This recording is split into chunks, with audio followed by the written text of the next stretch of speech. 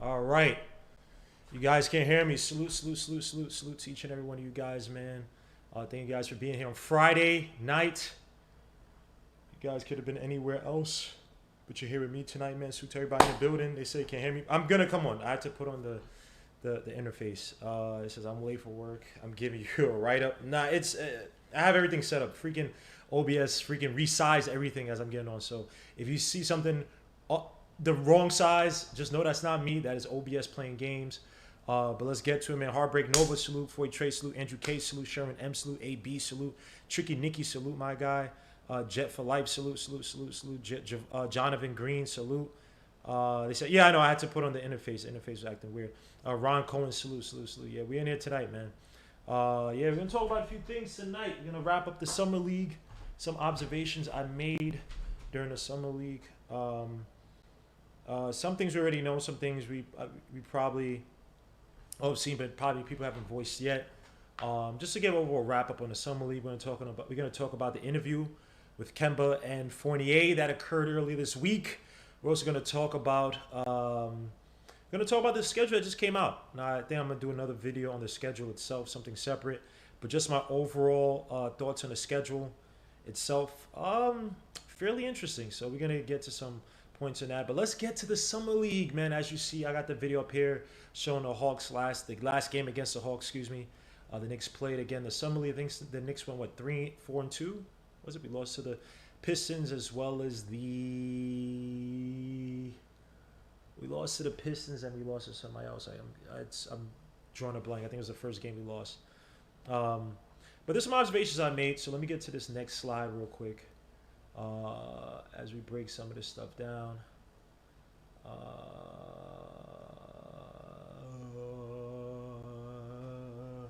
Yeah.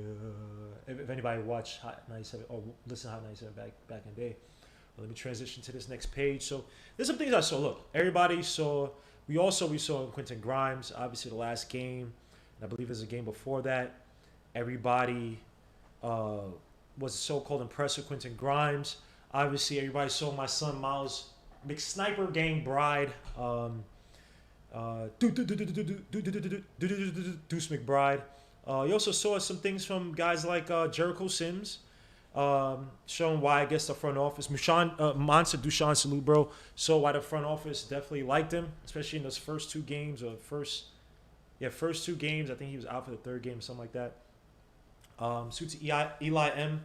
We also saw some things with, we saw a little bit with Rokas Jokobitis, suit to Anthony Alvarado. We saw a few things today, man. Today, excuse me, this past week or whatever, the week that passed that had the Summer League. We saw some things. I mean, MJ Walker's a decent shooting prospect. So we saw some in Luka Vadolza.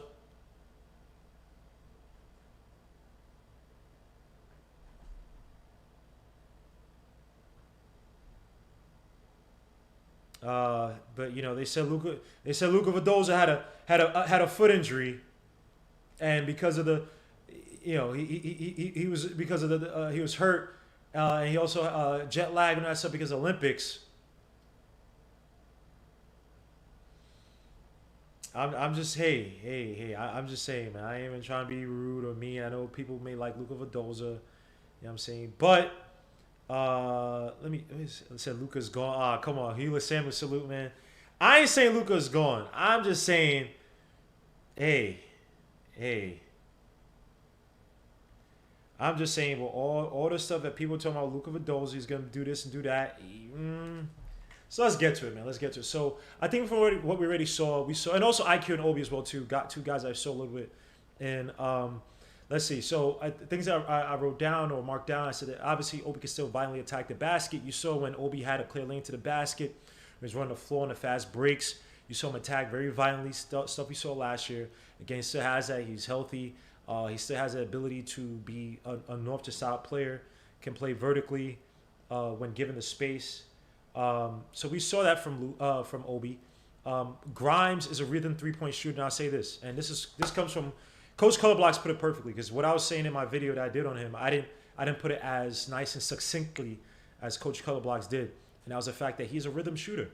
You saw in the beginning of the Summer League, there were many times that He had open shots and was just missing them. And people say it's really, it's him getting to it. But the thing with him is that to me, Quentin Grimes just looks like a guy who is more comfortable when he's in the rhythm. Go look at the Hawks game. He was hot from the beginning, and he was hot basically the whole game. Versus there are times, again, you look at his unguarded catch and shoots. He's not shooting that well. He's a player that he has to work to become a reliable three-point shooter. I don't care about you. There are going to be games, obviously. All shooters, all gym rat shooters get white hot. There's a time when they just are unstoppable. We saw times back in the day, Allen Houston would drop 20-something the first half. You couldn't stop him in the mid-range. Absolute beast. You know what I mean? But he was always reliable. And obviously back then, they didn't shoot as many three-point shots, but he was always reliable shooting-wise on the floor. For the most part, obviously he had some bad games as well. Right? So I just want to get to Quentin Grimes real quick. Just to reiterate what I put in the video that people kill me about, trying to say I'm a hater and all this stuff. I'm not a hater, bro. I don't hate on any of these players, man. Even LeBron James, who I don't like per se, I don't like how he goes about things. When you turn off the media and turn off everything else, I have no problem with just watching his pure game for the most part. I take it for what he is. So on guarded catch and shoots, he was good. He's an 83rd percentile shot, 41.4% for the field, 60% effective free field goal shooting. But from unguarded catch and shoots, when there's silence, hello darkness, hello friend, or whatever that stupid song, it was not a stupid song, whatever that song is.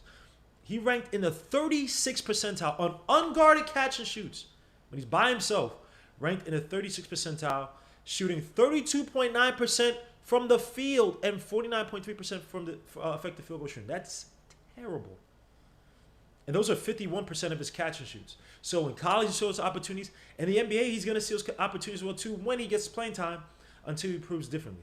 He has to prove that he can hit those shots. So we'll definitely see. Wait, what? I'm about to whip me some Gmo he napping in. Can y'all not see me or something? I'm right here. I see the show is on. I'm pretty sure the show is on.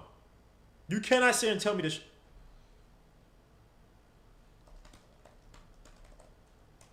Let me know if y'all can't hear me, because don't let me tell me again. I'm talking to myself for the past 20 minutes. I see the thing that says end stream. I see myself talking. It says live. I've been on for about 9 minutes, so I should be good. Please. Oh, okay. All right, I'm good. All right. Tricky Nicky just confused me. Julian Trent salute. TL salute. Kerry Cox salute, man. That scares me because again, I just don't trust. I don't trust. What's the name? I don't trust OBS. The show's gonna sound good. Thank you. Each one, teach one, incorporate. Salute. Thank you. So that's another thing with Grimes, right? And we'll talk about it a little bit later. McBride is a defensive nuisance.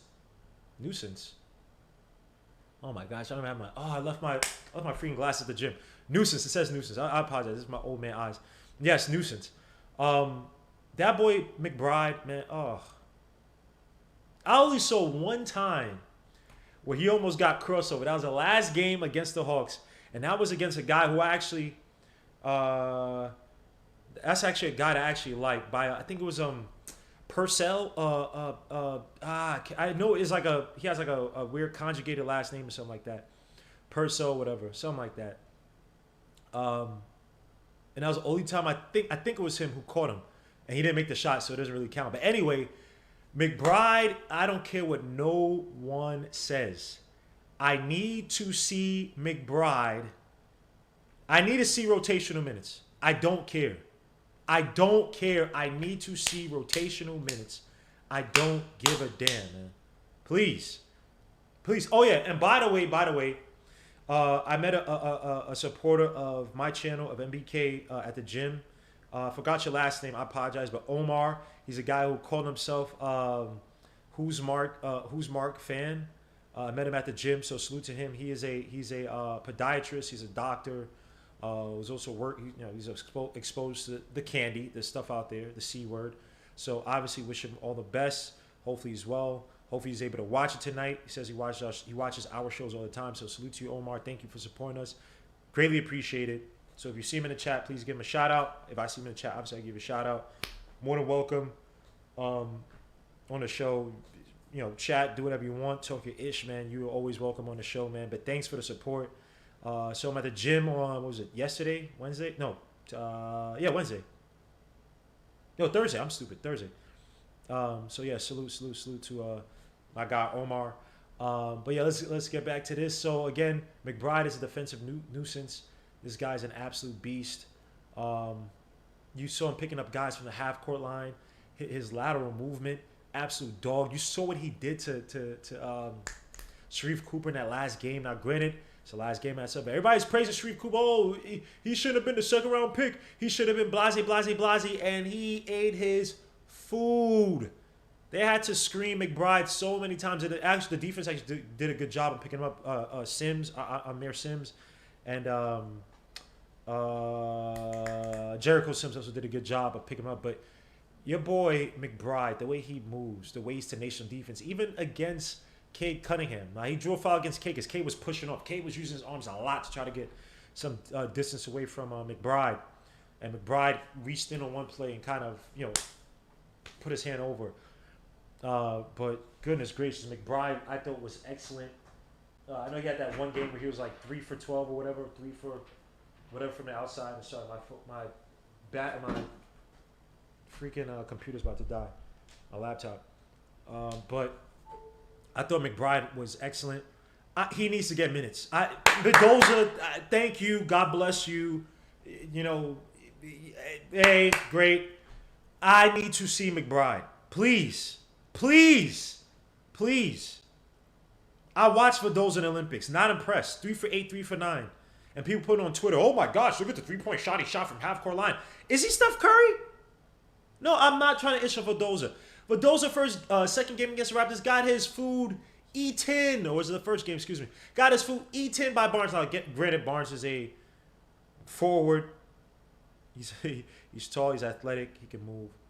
But nah, son. Nah. Mendoza looks slow out. It may be the injury, the foot injury. And guys, the number is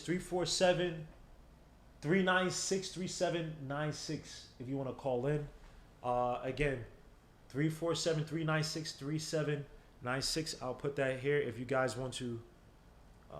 I'll post the phone number here just in case you guys want to call. I'm using a bootleg system of using my laptop because, again, I can't get any help.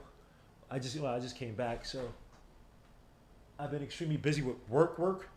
But if anybody wants to call, I'm going to do it the bootleg way for now.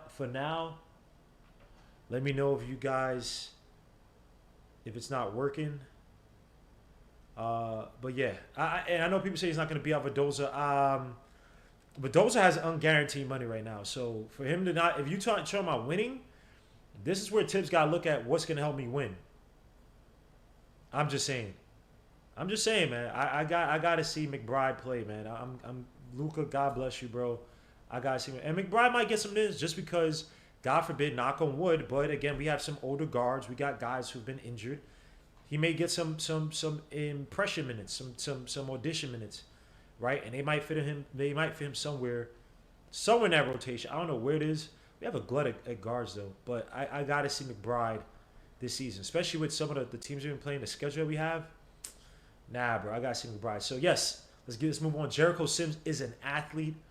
Goodness freaking gracious, this guy Jericho Sims. The first game I was watching in person when I was there, you could just see him. One thing I like about Jericho Sims, he loves contact. He likes to be in the midst of trouble. This guy was, especially on offensive boards, at least the first game I watched. Not the first game I had, but the first game I watched. This guy was everywhere around the board, especially on the offensive end. Kerry Cox, you're good. No problem, Kerry. Just enjoy the show if you can. Yeah, I know you at work. Do your thing. Please don't get fired because of me, because I ain't paying your bills. But, thank you for the support. Call anybody if you can, but as long as you watch and support him, that's all I care about. Sims is an athlete, and I love the fact that he likes to be in the midst of chaos regarding contact. I mean, the second game I watched, I think it was the Pistons game, maybe the Pistons game, where you saw guys where they threw maybe 2-3 guys to try to box this guy out, try to push him out the paint. I mean, Sims is an animal.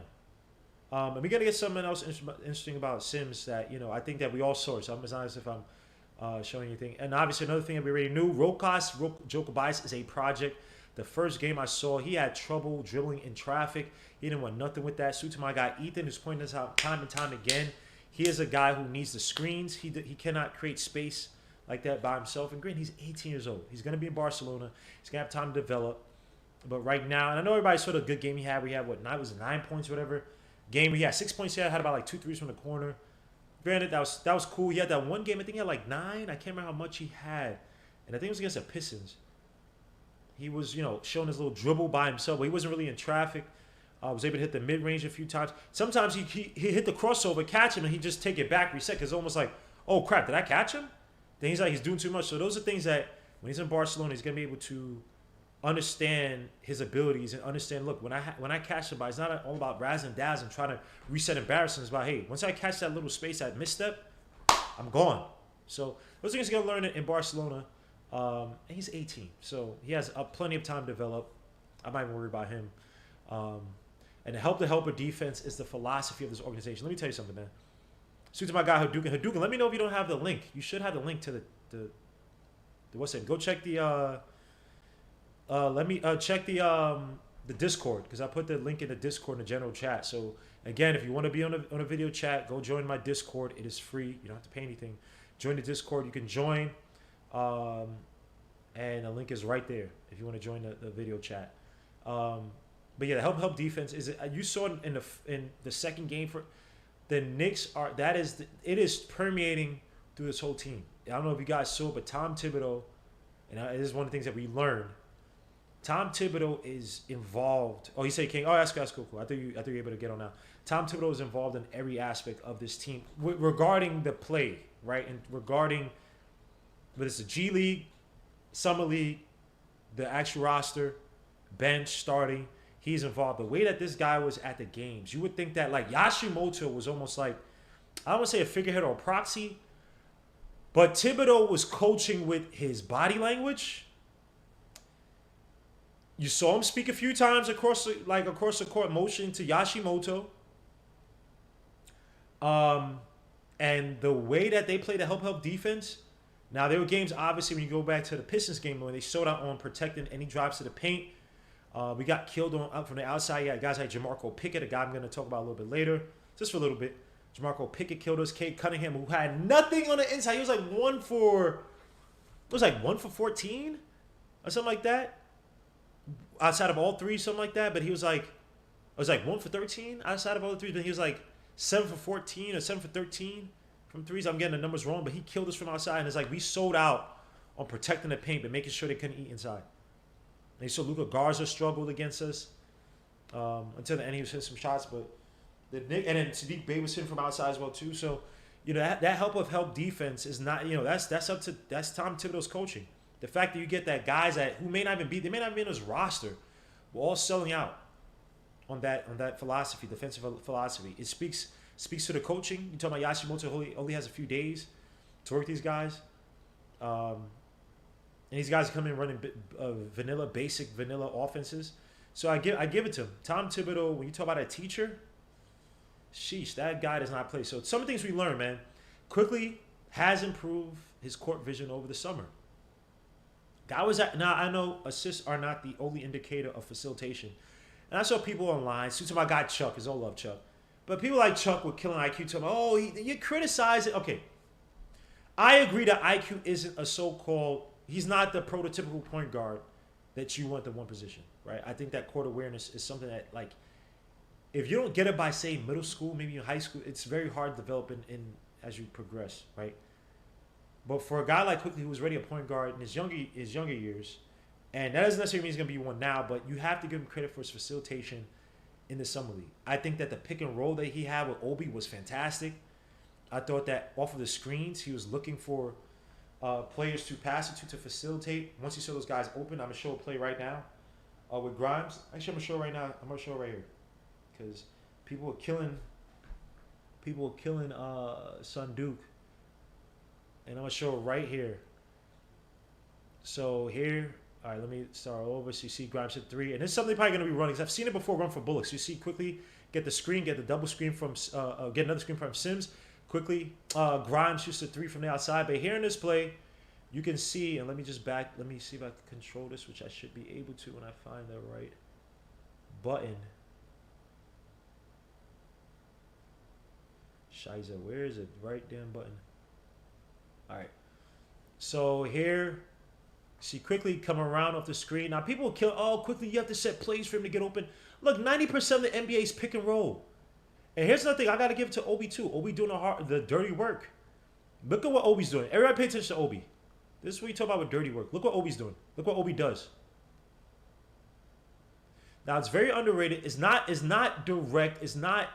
Some people say it's not intentional. But one thing, and I got to give it to my guy Nick G. Nick G said it best, that these young players, that one thing you saw outside of Kevin Knox, one thing you saw done to a T was excellent spacing. And I liked how Obi literally, now it's not a legit, it's not like it wasn't like an aimed pick. Let me say it wasn't a direct pick, but the fact that he ran over those guys, Grimes guys fell asleep.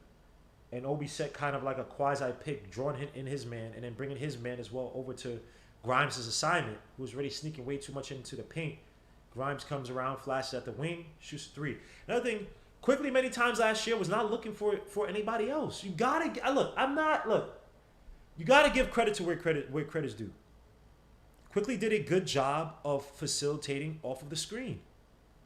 Like how am I like why I can't kill Quickly and say he wasn't looking for guys this preseason now or the summer league. And I know there are plays like there's the play. I think it was the Cavs. No, it was the Pistons. I believe it was. Where Quickly was missing guys. He missed Obi a few times. He missed Obi on a fast break, but it ended up he did a hockey pass to somebody who made a pass. I think back to Grimes, who hit the shot. So, but he had Obi I think running out in the corner, open. So, again, I get it. I know we want Quickly this, Quickly that. But Quickly, I thought was much improved this in the summer league. I gotta give him credit for that. So, guys, like chill out, man, chill out. For us to have a combo guard who can also facilitate and score.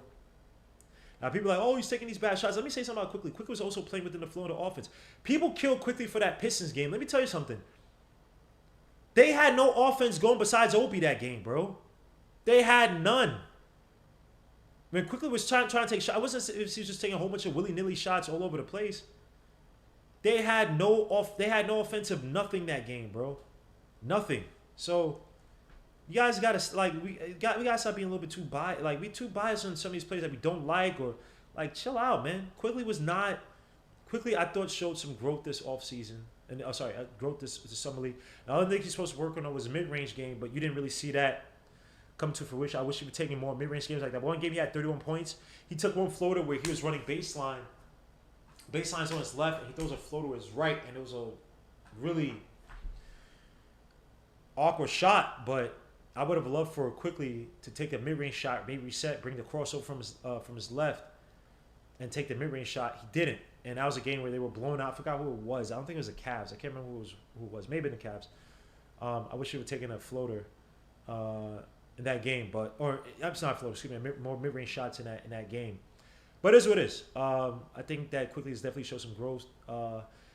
Another one is that Obi worked on his post-up, pick and roll, and his defense, his perimeter shooting, as well as defense. Let me say something.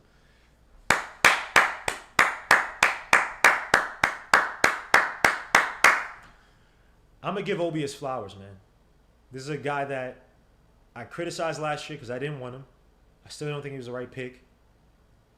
But I chronicle all the things regarding his game, his defensive awareness, better improvement in footwork.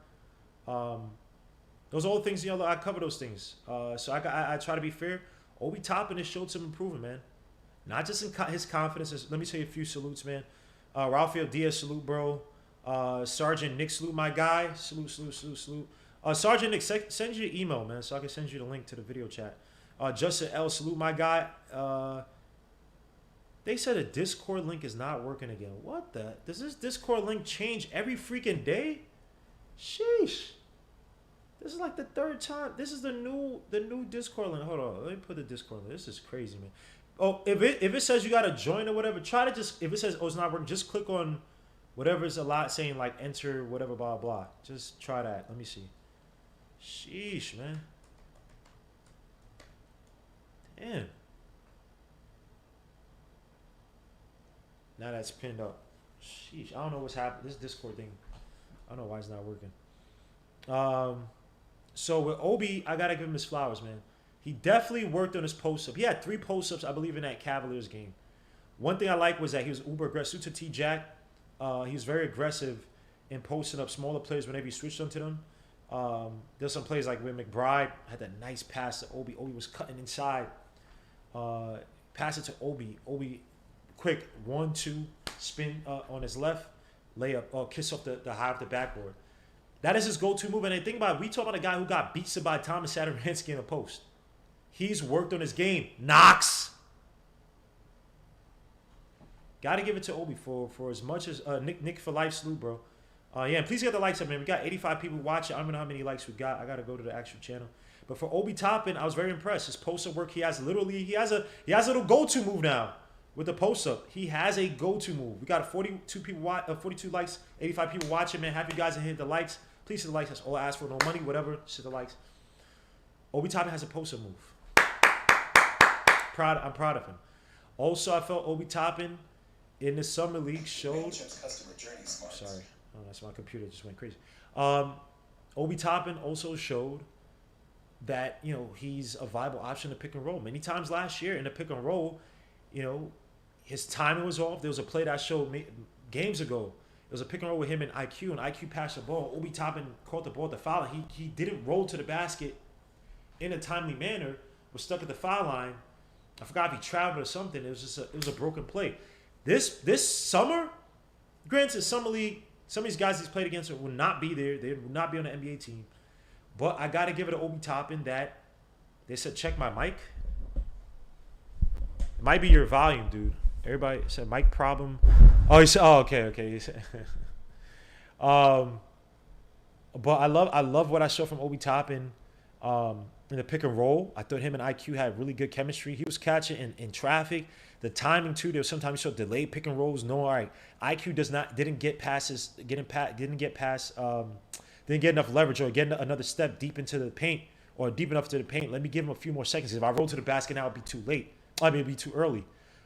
His timing too, running the floor. I thought the shooting, the confidence with his shooting was superb. This guy was taking shots off the dribble, off of breaks. He was taking shots off the dribble. He's taking shots, catch and shoots. I forgot which game it was. I don't want to say it was a Pistons game. Maybe been a Pistons game. It was a game they won though, where he was really confident shooting. So I was extremely impressed with the way he played this summer. Now I would say that there were times with his game where, and I point this out in the little segments I was doing. And I apologize over there. The hotel I was in, that was some of the worst Wi-Fi I've ever been. I've been around bad, terrible Wi-Fi. That was some of the worst Wi-Fi I've ever been around. Literally, I'm trying to download videos or stuff for the show to try to cut them in segments, like little highlights and stuff. It was literally taking me, a 3-minute video was taking me like 50 minutes. I said, nah, this is trash. This is absolute garbage. So I apologize for that, man. So hopefully next year I'm gonna try to be in a better. I'm not saying the hotel was bad. It's just that Wi-Fi was garbaggio. And by the way, I hope you guys could try to make it out next summer. I understand people got their lives, jobs, whatever it may be. But if you guys can be out there, man, Summer League was fun as hell. Salute to all the people that I met out there, man. Knicks fans, yo, you a Knicks fan? Oh, it was good, man. It was good. So it was really fun seeing these people. I saw somebody who was actually from MBK. I saw him last year on Sim's channel.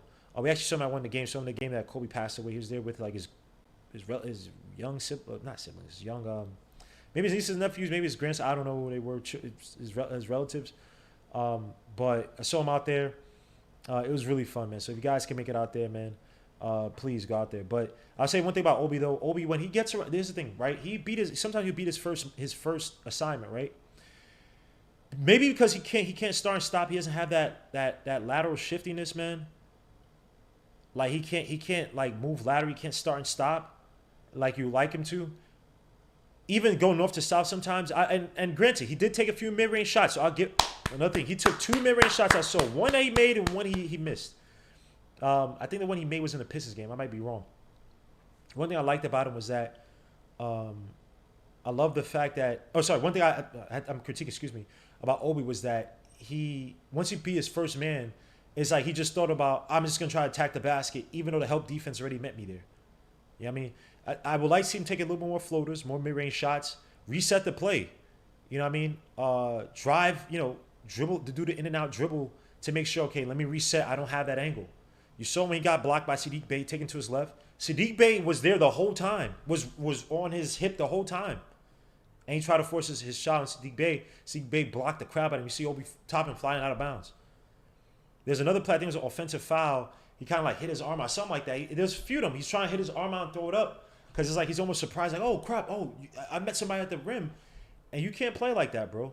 Like, granted, I'm giving him a lot of credit because what I saw today, or in that summer league, was excellent.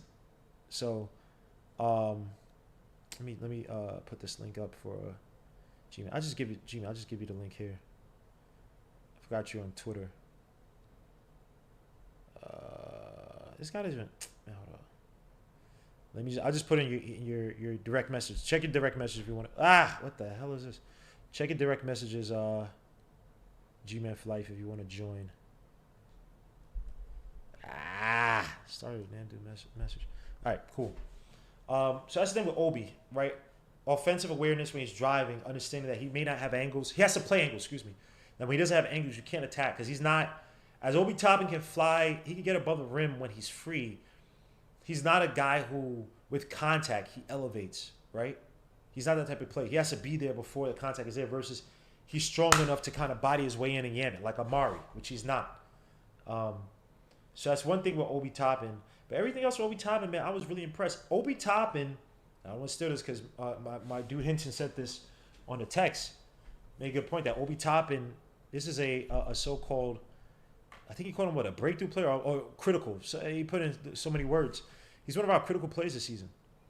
If he takes that next step in becoming an all-around queen piece on the chessboard for us, be able to shoot off the dribble, be able to hit from outside, give me 37, 38%, can attack the basket, give me somewhere close to 60% of the basket with contact if you can.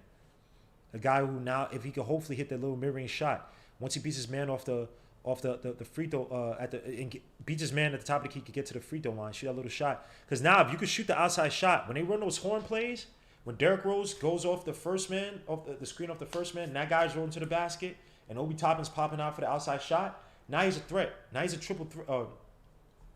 Essentially a triple threat, but you're hoping he's either going to shoot or attack, or a drive at least. He catches that ball at the top of the key, he could fake the shot, because now I got to respect the fact that he's hitting, he can hit from outside. He can hit from, say, 37, 38% total from three. Top of the key, maybe hit even higher than that, hypothetically, right? If you can work up to that, him jumping to the basket is going to be a lot easier. Now I have a 4 and 5. I can dish it out to somebody else. And now we can see Obi Toppin unleash the passing ability that we saw at Dayton. That's how we're going to see the progression with Obi Toppin. I mean, so it's only up to Obi Toppin. Again, I was impressed with the defense. Oh, also the defense, too. I didn't even talk about that. There were a few games where I saw Obi Toppin stuff down the island. I think it was against the Pistons, I remember, because I remember he forced a 24-second against Dellen. What's this guy's name? Not Dellen. Dellen Lee? Dellen Lee, what a point guard is with the ugly left-hand shot. I was really impressed by what I saw from defensively. He was left out on islands many times. He held his own. Now, his lateral quickness, obviously, there was some issues. Sometimes he got beat. But for the most part, I thought defensively, Obi Toppin, his awareness in knowing, okay, I can play with this guy a little bit, or I know he can shoot the three. I thought his defensive awareness a lot better. We see other times. Obviously, again, he still got beat to the basket at times. But there was an improvement coming from last season. We saw better defensive awareness, better footwork, better planning to say, look, I don't have the fastest of feet, but let me position myself so I'm in the best position to properly defend you or best defend you versus getting beat to the basket. I think I could play you all the way up my hip to hip when I know I can't move laterally. So, gotta give it to Obi Toppin, man. Excellent. I spent like 30 minutes on Obi Toppin. Miles McBride makes Mendoza expendable. I don't think y'all heard me. Miles mother effing McNugget McDeuce Deuce McBride makes Mendoza expendable. The Knicks need to be in the business of winning. I don't care about Mendoza coming over from Argentina and him being with the Argentina. Good for you. Composite was better. Miles McBride makes Mendoza expendable. I don't care what no one says, bro.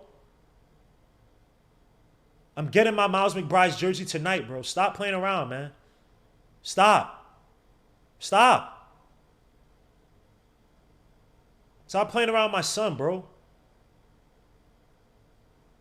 Put some respect on my son's name, bro. I try to warn y'all, Miles McBride is no joke. I told y'all. There were 2 players I wanted in the second round if I could get them. One was Nashawn Highland if for some reason IQ was not going to be here. And Miles McBride. 2 guards. 2 underrated guards, I thought. And Miles McBride showed y'all. I told y'all he could catch and shoot. I wish I did a freaking video on him earlier. I know I covered him and stuff in other videos. I wish I did a video just solely on him. I don't want no more disrespect. When I tell y'all a player is nice, I'm not doing this because I don't have biases. When I tell you, when I swear by a player, that's because I watch these dudes, bro. I watch them. For all my scouting videos, I do at least 10 games if I could find them, full 10 games. And every time I was watching videos of this person, Cade, Trey Mann, I'm like, yo, bro, I know McBride is nice, bro. And it's like, yo, this dude keeps he keeps annoying these players, bro. He made Trey Mann go. If I'm lying, go back to the Florida game against West Virginia. Now, McBride wasn't on Trey Mann all the time. Whenever McBride was on Trey Mann could not survive. I'm not even talking about eat. There was no oxygen. He couldn't breathe. You're not listening to me. He couldn't breathe. Sharif Cooper shut down anytime he was on Cade Cunningham. It wasn't easy for Cade Cunningham. Cade Cunningham was shooting shots out on the perimeter. Once the defense was drawn in, then he hit off the catch and shoot. I told y'all, Sharif Cooper looked like nobody. Now, if y'all heard me, if y'all heard somebody saying, you eat your food or that stuff, that was me screaming it in the freaking Cox Pavilion gym. Everybody was quiet. I was screaming out, eat your food, McBride. Then somebody was like, eat your food. Yeah, we getting out there, yo. What you talking about? Eat your food, McBride. F out of here, boy. You talking about? The boy was gunning from outside. What you talking about? He has a better looking shot than Grimes. It's just that one thing I say about McBride though, when he catch and shoots, he doesn't jump. So he flicks it from up here. But when he's shooting off the dribble, eat in. What are you talking about, son? What are you talking about, son? Yo, son, I told y'all, man. And in the court vision, what? All you think is that McBride, he has not the quickest of steps. He's not going to beat you all the time. But y'all can't sit here and tell me that McBride off the screens can't. Come on, son. Y'all playing. Yo. Come on, man. Y'all bugging, man. Y'all dudes are bugging, man. Y'all, like, I'm tired of giving y'all the vision. It's like Cable coming back in time to tell y'all, yo, like, apocalypse is coming. Like, and y'all not listening, bro. Like, I'm telling y'all, apocalypse is coming. Y'all don't want to listen. I'm sent back in time to save you guys who tell you Miles McBride is that dude. I don't want to hear it. Oh my gosh, where did Miles McBride come from? I told you here. I told you. I don't like bum players. I don't like dogs. When y'all said, not y'all, but when people said Kevin Knox was KD, I didn't ask, no. Give me Mikal Bridges. Oh, Mikal Bridges, oh, he's all right. He's going to be like a 3-and-D player. And look what he did. Now Mikal Bridges. Oh, I wish I had Mikal Bridges. Just watch. It's going to be a few years, then Devin Vassell's going to be eating. Devin Vassell, who had like 31 points, won in some league games. He's going to be eating. He'll be fine. Who else do I have? I did like Halliburton, but I was back and forth Halliburton, so I can't claim Halliburton. But y'all can see. Josh Christopher, too, right? Come on, man. We chilling, man. We chilling. Why did my screen go away? I'm gonna let G-Man for life right now, and for some reason my OBS just drew a blank. Let me let the sergeant in the building. Let me take myself down. Salute, my good sir. How you doing, sir? Salute. What's good? I'm sorry, man. I just had to go through it real quick, man, because just watching the vision of McBride, you know what I'm saying? Like, it's kind of like that cornerback punching Sterling Shepard in the face. You know what I mean? Like, it's just, you know what I mean? Yeah. You know, but sometimes, G-Bo, I'm gonna tell you this. Sometimes, people don't want to get out of their own way, right? regardless of how much information you give them and what they got going on, they are still in denial. I don't know what to do with that. I I don't know, don't. man. And I don't know what to do with that. and I'm only partially joking, right? Look, I know people like McBride too. I'm just so happy that a player that I was like pounding on the desk for saying, "Get this guy, we got him," and now he's showing out. Like that just feels so good to be like, fine. Like all three, like it all hit. You like a player, your team drafts him, and he's probably even better than expected. Because I think this season, I think he has to get minutes, man. I think he has to get minutes. I understand you got Burks, you got IQ, but he can't beat out Vidoza. Well, I think honestly, I think Mendoza won't be on the roster. Hey, hey. When we go into the season, honestly, I think that it's unfortunate that he had an injury, but the fact that he was not able to showcase his talent in summer league, that's going to be impactful. To where you got a McBride and a Grimes that came out and showed out, right? So you know what you get from them two. And then you tell them, okay, now you got to eat. What you do in not free agency, but in our training camp, you got to eat. You got to step up to the plate and you have to legit force Tibbs to be in a position to say, I can't play you because you got X, Y, and Z going on. Now, if you go out and you look, look, I ain't been in this position in a long time. I ain't been in this position in a long time. You got me in this position, Gmo, right now. So what I'm gonna say right now, there's a couple people that their livelihoods are in jeopardy right now, and I'm gonna tell you who it is. And go ahead, sir. When I tell you, you'll be like, G-Man is out of his mind. But I'm going to tell you who it is. I'm going to tell you who it is. The first person that needs to be checking their six is IQ. Because I'm Stop! Listen. Stop! I'm telling you right now, if he don't step his game up. Yeah. Oh! Listen. They asked him to do two things this summer. They wanted him to build his court awareness as a possible, I don't say point guard, but a guard who could facilitate. Right. And then they want him to work on his mid-range game. Now, obviously, he only took like one mid-range shot. He missed it. But his court awareness was much improved compared to last year. Like, what did you see from him this summer? He had some bad shooting games, right? He's going to be fine. I think shooting, that's whatever. I don't even give a damn. The weaknesses that you saw him work on. Right now, I know he had that one game, 31 points. He could have done a little bit better. He still had 8 assists, I think, 8 or 9 assists that game. What did you want from IQ? Hey, listen, I'm glorious about the strides that IQ made. Don't get it twisted. Don't get it twisted. I'm happy about the strides he made. The only thing I'm saying is this. I'm saying that when you look at these youngins that we got on the roster right now, they're not just going to sit back and wait for their opportunity. They're coming in the gym day one saying, hey, listen, I'm coming for your spot. So it's up to you to keep me from getting your spot. I'm just saying IQ is vulnerable right now. That's all I'm saying. Okay, also, his defense was also much improved compared to last year. Out on the perimeter, he was a lot more feisty. Wait, wait, hold on. In what way did you see IQ not like?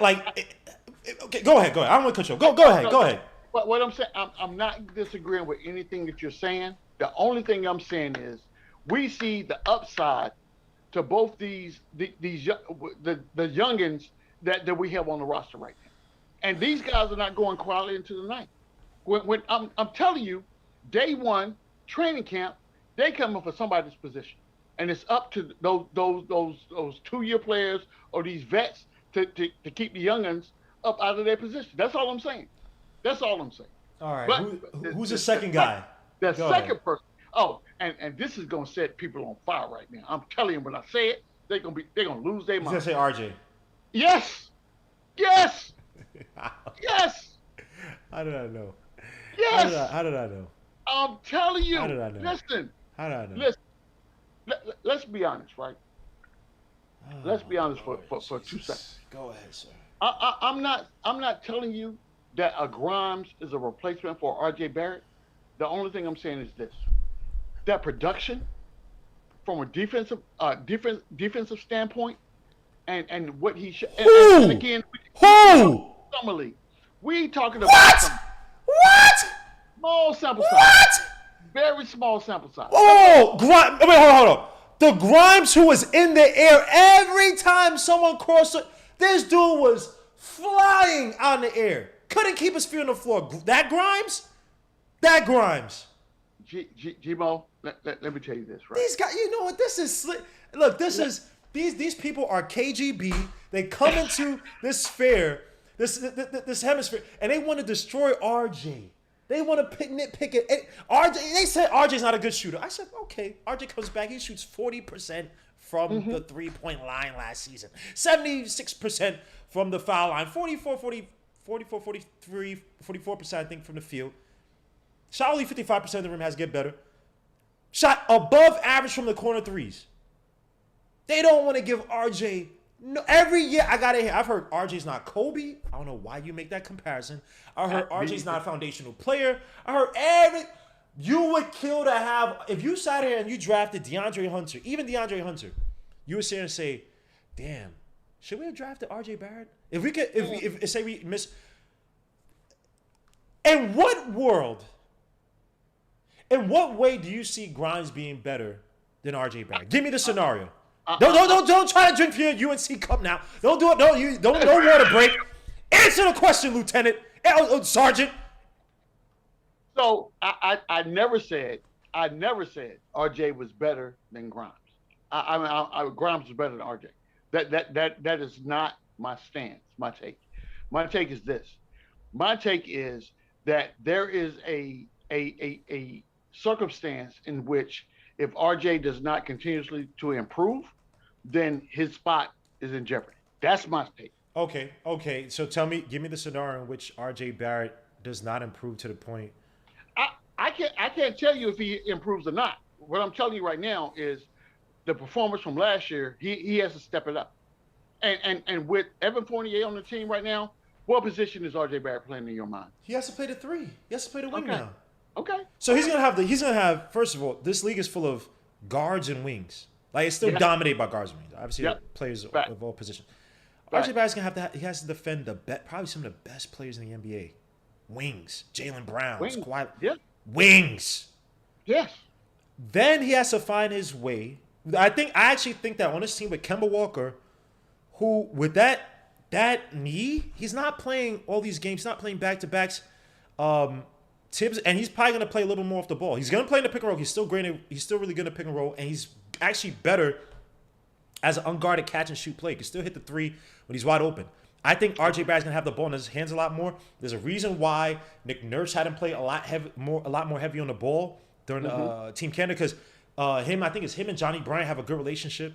And I think that's being iterated to Tibbs, like, hey, let's start to get RJ Barrett a little bit more on the ball. Because you have Fournier who can play on and off the ball. You have Kemba who can play on and off the ball. Probably should play a little bit more off the ball given his knee situation. So RJ Barrett this season, I think he's going to get looks. Now, he may not get as many attempts at the basket. I think that might go down. Because he's like in the 85th percentile regarding like the number of takes at the basket, right? But I think that him being this Jimmy Butler type, maybe 12 to 15 attempts a game, but he's doing more facilitating. Hitting off the mid-range, which he has to improve at. And then playing off the ball, catch and shoots, which he's improved at. I think that you're going to see a much improved RJ Barrett. You may only see 18, 19 points, but I think efficiency and impact-wise, where he could be at the end of games, controlling traffic, be able to finish them, or play make on both sides, not just on his left, but also on his right as well, too. I think you're going to see a more complete RJ Barrett. Now, this is not me sitting there trying to, because RJ Barrett's my son, whatever, and all that stuff. RJ Barrett to me is like, what's a good example? He's an android. His greatest ability is to know that he's not as good as he can be. And all he does is just constantly work on his weaknesses. This summer they said he has to work on his acceleration, and he has to work on shooting off the dribble. What did you see all throughout the summer in the Team Canada? Him shooting off the dribble. He has to work on deceleration, but him and Drew Helen said they're working on that. I'd be hard pressed to find an RJ Barrett who doesn't come in next season with way better handles than we saw this past season. A season where we saw him not crossover, but catch Chris Middleton. We saw him display KD in those Brooklyn games. Go watch those games where he caught KD with that ugly, took it to his right spin move for the fadeaway shot. We've seen it from RJ Barrett. Him takes those strides, but Randall's had the ball out in his hands. Yeah, I mean, and Tom Thibodeau ran a very structured off because he just having a lot of talent, right? Very rigid kind of pick and roll horns, staggered double screens up top, not much off ball move, maybe a few pin downs for Bullock in the second half. Offense very stagnant. I think this season you're gonna see a better RJ Barrett, more impactful, maybe not numbers wise, but more impactful. And by the way, let me just say something real quick. I'm not cutting you off, G man. You good? To all these stupid writers who put out things like RJ Barrett is not better than Alex Caruso. They did the same thing. RJ Barrett is not as good. Last year, rookie year, it was RJ Barrett is not as good as Terrence Davis, who's now on his second team. I've seen guys get accolades for plenty of years who were trash. Yes. On other teams. But because they were liked by the media or such and such were their friends, they got accolades. You know what? I hope you guys never vote for anything good for RJ Barrett so he just keeps getting better. Please. Because all you stupid writers, I know for a fact if someone handed you a basketball, you couldn't do nothing with it. You guys sit here and you ruin the game of basketball. You make it bad for guys like me when I put out stats. People are like, oh, you just do advanced. I don't do no advanced analytics. I don't do VORP and BPM. I just say shooting in a corner is not an advanced analytic. That just says you just shot this percentage in a corner. That's just homework. I don't do that stuff to say, oh, but it's PR and because go and be around coaches. They don't do that crap. Some do. The successful ones, it's on their head and they know how to teach it. But you have these, I forgot what this guy is from the Athletic or whatever. And there's no, I'm not coming at the Athletic. I'm coming at that guy. Said something, I can't remember his name. You're a buffoon. You writers who voted last year, RJ Barrett should be over, you're a buffoon. You guys are buffoons. The same people that didn't vote AD and being in any of the top all NBA teams last year. Right. And it took Doug Gottlieb to check Maria Taylor to be like, are you serious? You didn't put him on any all NBA teams. So you writers out there, I understand. Look, the media industry is dying. Print media is dying. Digital is away, but even digital, in a sense, is kind of. I understand you have to go out there and get clicks. Have some integrity, please. You don't have to like RJ Barrett like that. But there's no way in hell. I look at RJ Barrett and said that when AD and LeBron went down, if I had RJ Barrett on that team, maybe I probably would have done decently with RJ Barrett and Schroeder versus Alex Caruso and Schroeder. Yeah. Okay. Like, come on. Come on. Y'all, this is getting a little bit. I know people try to be cute with this stuff, but some people, because I don't want to be next year. If RJ Barrett is shooting 45, 42, and like 80, I don't want to hear the excuses why he's not one of the better young players in the league. And you're talking about something Pekovic or whatever from freaking Yugoslavia, and he's better than RJ Barrett, and yet he's in a G League or something like that. Like, come on, though. Y'all, Lord Jesus, man.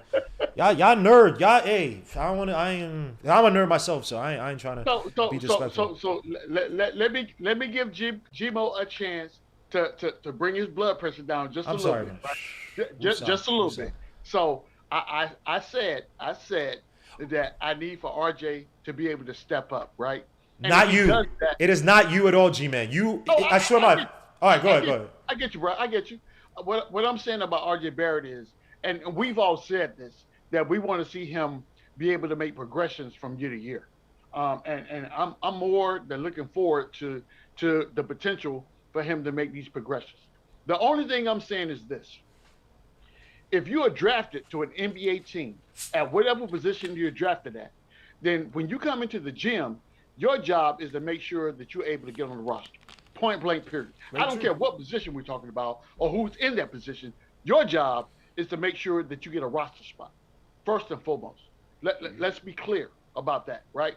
So when I talk about RJ Barrett, we would like to have seen him progress a little bit faster. The same thing we said about Obi last year. When Obi came into the league, everyone day one expected him to be NBA ready, and when he wasn't, here come the critics.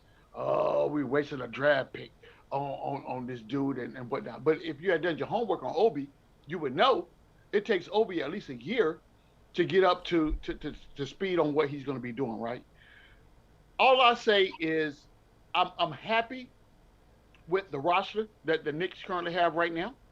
I would love to see RJ continue to progress and live up to that potential because I have another tape that, way down the road, a couple years from now, that I want to see what this roster looks like. I'm not Okay. going to divulge that right now.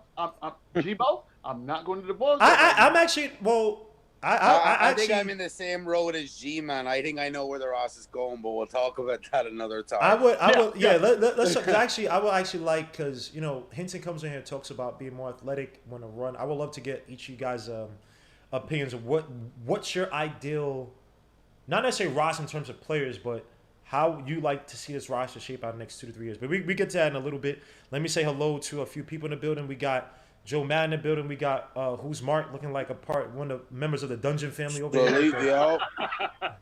Who's that creeping out my window? Pow! I guess it's nobody now. Woo! Me and my family moved inside an apartment complex. It was good, Mark. How you doing, Mark? When you're greeting me, it's nothing ever positive when you're greeting me. Jesus Christ, bro. But yo, I'm talking about your boy in summer league. Your boy Obi Toppin looked much. He has a post up. Yeah. Mark. In the Cavs game, he did it 3 times. He did a post And up. that's what I mean, Guillermo, with patience. The kid didn't have a summer league. The kid was thrown into the fire last year. He like most rookies come in, most lottery picks come in and they play minutes and they work through the kinks. He didn't get that chance. Now he went into the summer league and you see him, he was trying stuff out, he was doing crazy stuff, but you could see the confidence going. And I'm hoping that can come in now going into training camp where he can show Tibbs being like, okay, I'm like, we can see the shooting from the outside's coming along. For him to stay or be productive, he's going to have to learn how to shoot because that's the way they're going to use him. Yep. But on the other hand, I like how he was showing Tibbs I can do other things. I want to be able to drive to the basket. I now have a little bit of a mid-range, So hopefully Obi now is getting minutes. The only thing for me is now for Obi, now Randall's locked up long term. Mm-hmm. The only thing for Obi for me is defensively he needs to get a lot better because he's too small to play the 5. I need him to be able to play the 3. So Joe, You're asking a lot. I thought his defense in the summer league though, when he was left out on the perimeter, I thought was a lot better. I thought he was a lot better. He was good. Like that's summer league. You got to see it against. It is summer league. You're right, Joe. And I say he's playing against guys you're not going to see in the regular season. But I thought his defense, at least moving laterally, he was making the right reads. Right. That's all he needs to do is make the right reads. It's not about him being a one-on-one defender. It's about him playing in the team style that Tibbs wanted him to play. It's about reading the reads, and he read the reads. And just come off the bench with the second unit and be just instead of standing in the corner now, you're going to see the chemistry with him and Quickly, and then with him and McBride and stuff. That once he is a point guard, like he's going to have on the floor, he's going to have either Rose or Kemba with him. At least he had more chemistry with one McBride. He had more chemistry with McBride than Quickly in the summer league. He did. That's why Obi looked like that. He had a guard that knew where to find him. He was getting fouled. He was getting the ball. That's right. And allowing him to work. Period. And I said this after summer league, and I even before summer league started, I was like, I would, because the defense and because what McBride brings, it wouldn't surprise me if we look down the road and there's a big trade that Quickly's the one out the door. Because I think McBride does more things. Quickly's a better offensive player, but McBride does the small things better. He's not Quickly is not going defensive. Quickly. Look, you also have to take into account Brooks is getting older and got hurt last year for a good chunk of time, right? Rose is up there in age, right? You have I don't think IQ's going anywhere. I don't think McBride's going anywhere. You keep Quickly, man. You keep him until something better's out there. But what I'm saying is, if they're he needs to play off ball. He's a 2. Play spot minutes at the 1, but he is a 2. I need him to come in and shoot and give me offense. I'm playing whatever little bit of defense he can do. That's all I need from him. matter about them trying to put him into a point guard, because you could see in summer league they're trying to see if he can be a point guard, and I'm like, I don't want to see it.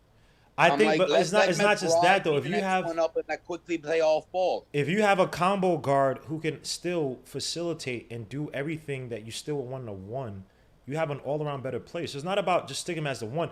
Tibbs loves combo guard, like versatile combo guards. If Tibbs can literally have two of the same guys at the one or the two who are able to shoot, attack, pass, he literally just have two of those guys and have them play off each other, right? He wants quickly to make quicker and smarter decisions if he has the ball from time to time. That's what Tibbs wants. He wants everyone to pass, shoot, and dribble. Period. Read the reads defensively. That's it. It's very simple.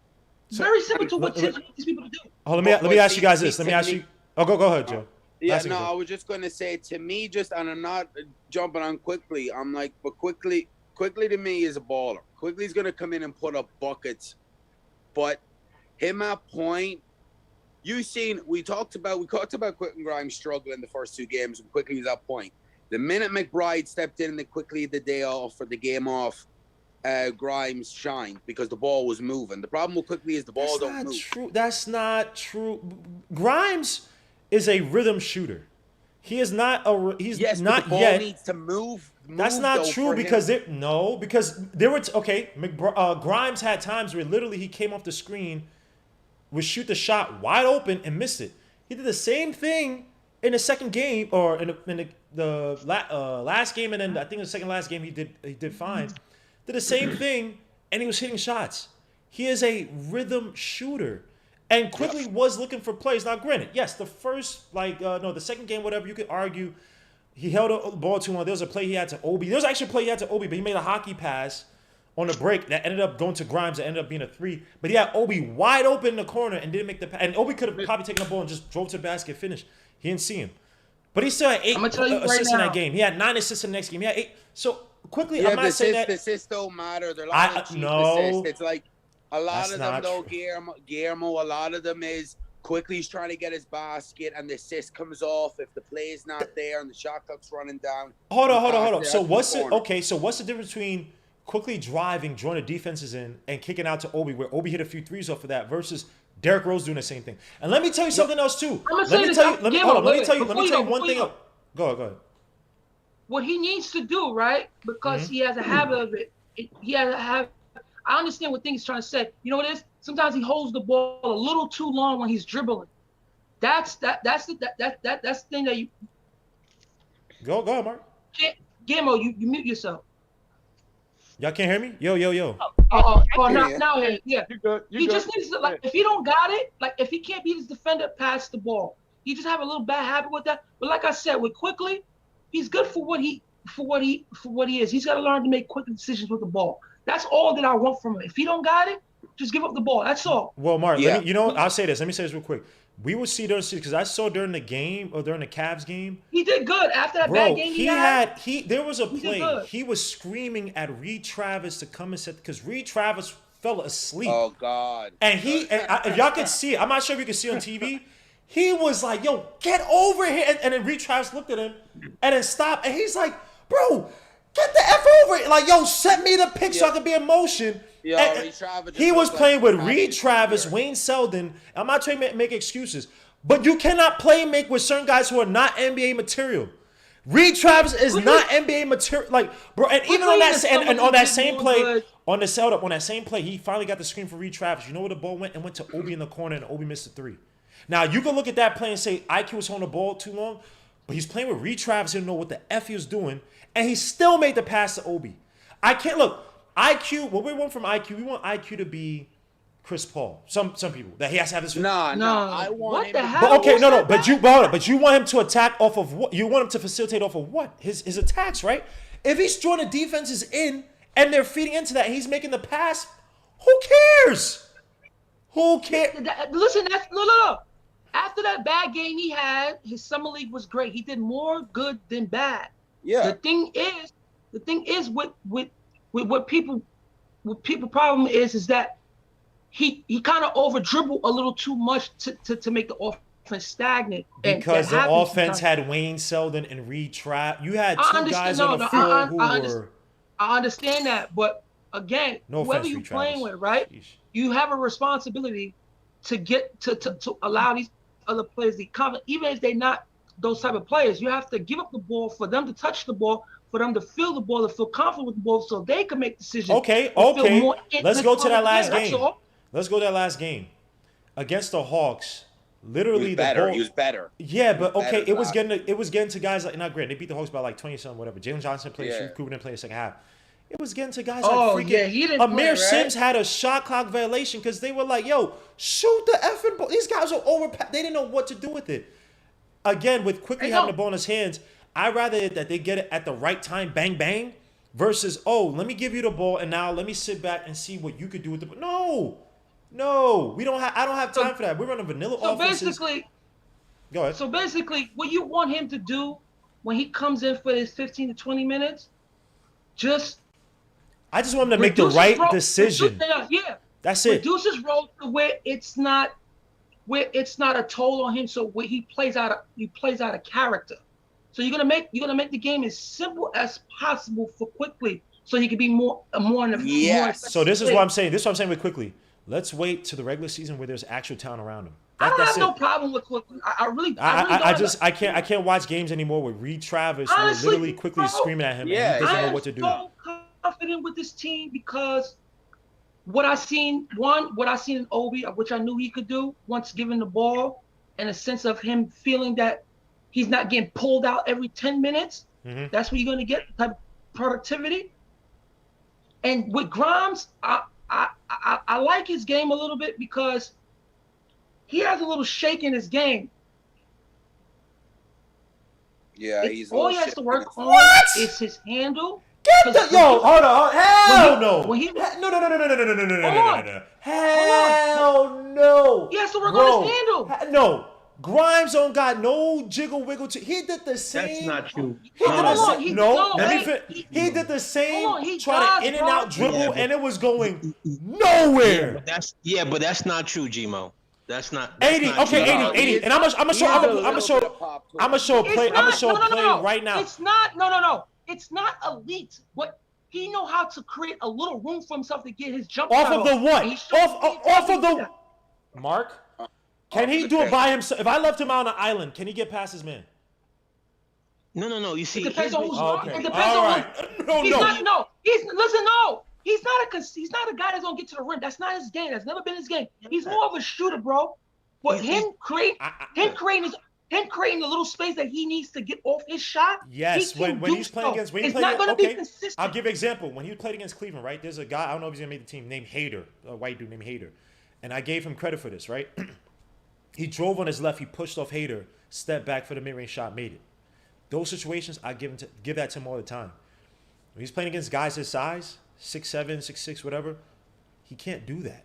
He don't got now. He's still now. This is why I said that Tom Thibodeau has devised. They're gonna devise screens and stuff for him to get open, but by himself, I never says not okay. But I'm saying when you talk about wiggle and jiggle, he's a guy who's gonna have to play a lot off the ball. He has an elite. I'm not saying he has an elite blow pass, but I'm saying I didn't say that. But he don't got no blow pass. He don't got. Bro, he tried that same in and out dribble. It was going nowhere. Bro, I've seen a couple of instances where he got at the ball and he shook him with a step back and hit it. That is something that he can do from time to time. Yeah, I'm not asking him to do that for 30 minutes per game. The 25th pick. Hold on. What'd you say, Joe? Excuse me. What'd you say, Joe? Sorry, Joe. What'd you just say? He's not a stiff. Yeah, he's the 25th pick. What does that mean? Josh Christopher's doing that in the summer league. I don't want to hear about no. We could have had Josh Christopher. I don't want to hear that. I don't want to hear that, Joe. We wasted 19. We know about that. 19 we could have. I'm here trying to be positive. I'm being positive too. I just don't want to hear because he's the 25th pick. You're not being. Whoa. I gave being positive. I gave Grimes all his credit, but do not say that because you're being passive aggressive and you're biased because you didn't like that pick. No. You gotta call. Hold on. 80. First of all, this is the same 80 who doesn't even like talking about drafts, right? He's like, oh, don't talk to me about drafts. Yeah. I'm the same guy that said Grimes is gonna be what? Grimes could Yeah, be but- our 3-and-D defense. He could be our play. Like I understand. He's a 3-point. I just don't want to hear about people saying he could go. He could blow you're- past plays because he can't do it. You're possibly leveling the kid. Now, How am I loving the kid? hold on. I'm not gonna sit here and argue with you about your passion, which is watching the guys drafted from Pee Wee all the way up. I'm talking about the guy who's on our team, and like everyone else, we're going back in the archives to look at this dude. This dude has more than wiggle in his game. He has more than wiggle. He can get his shot.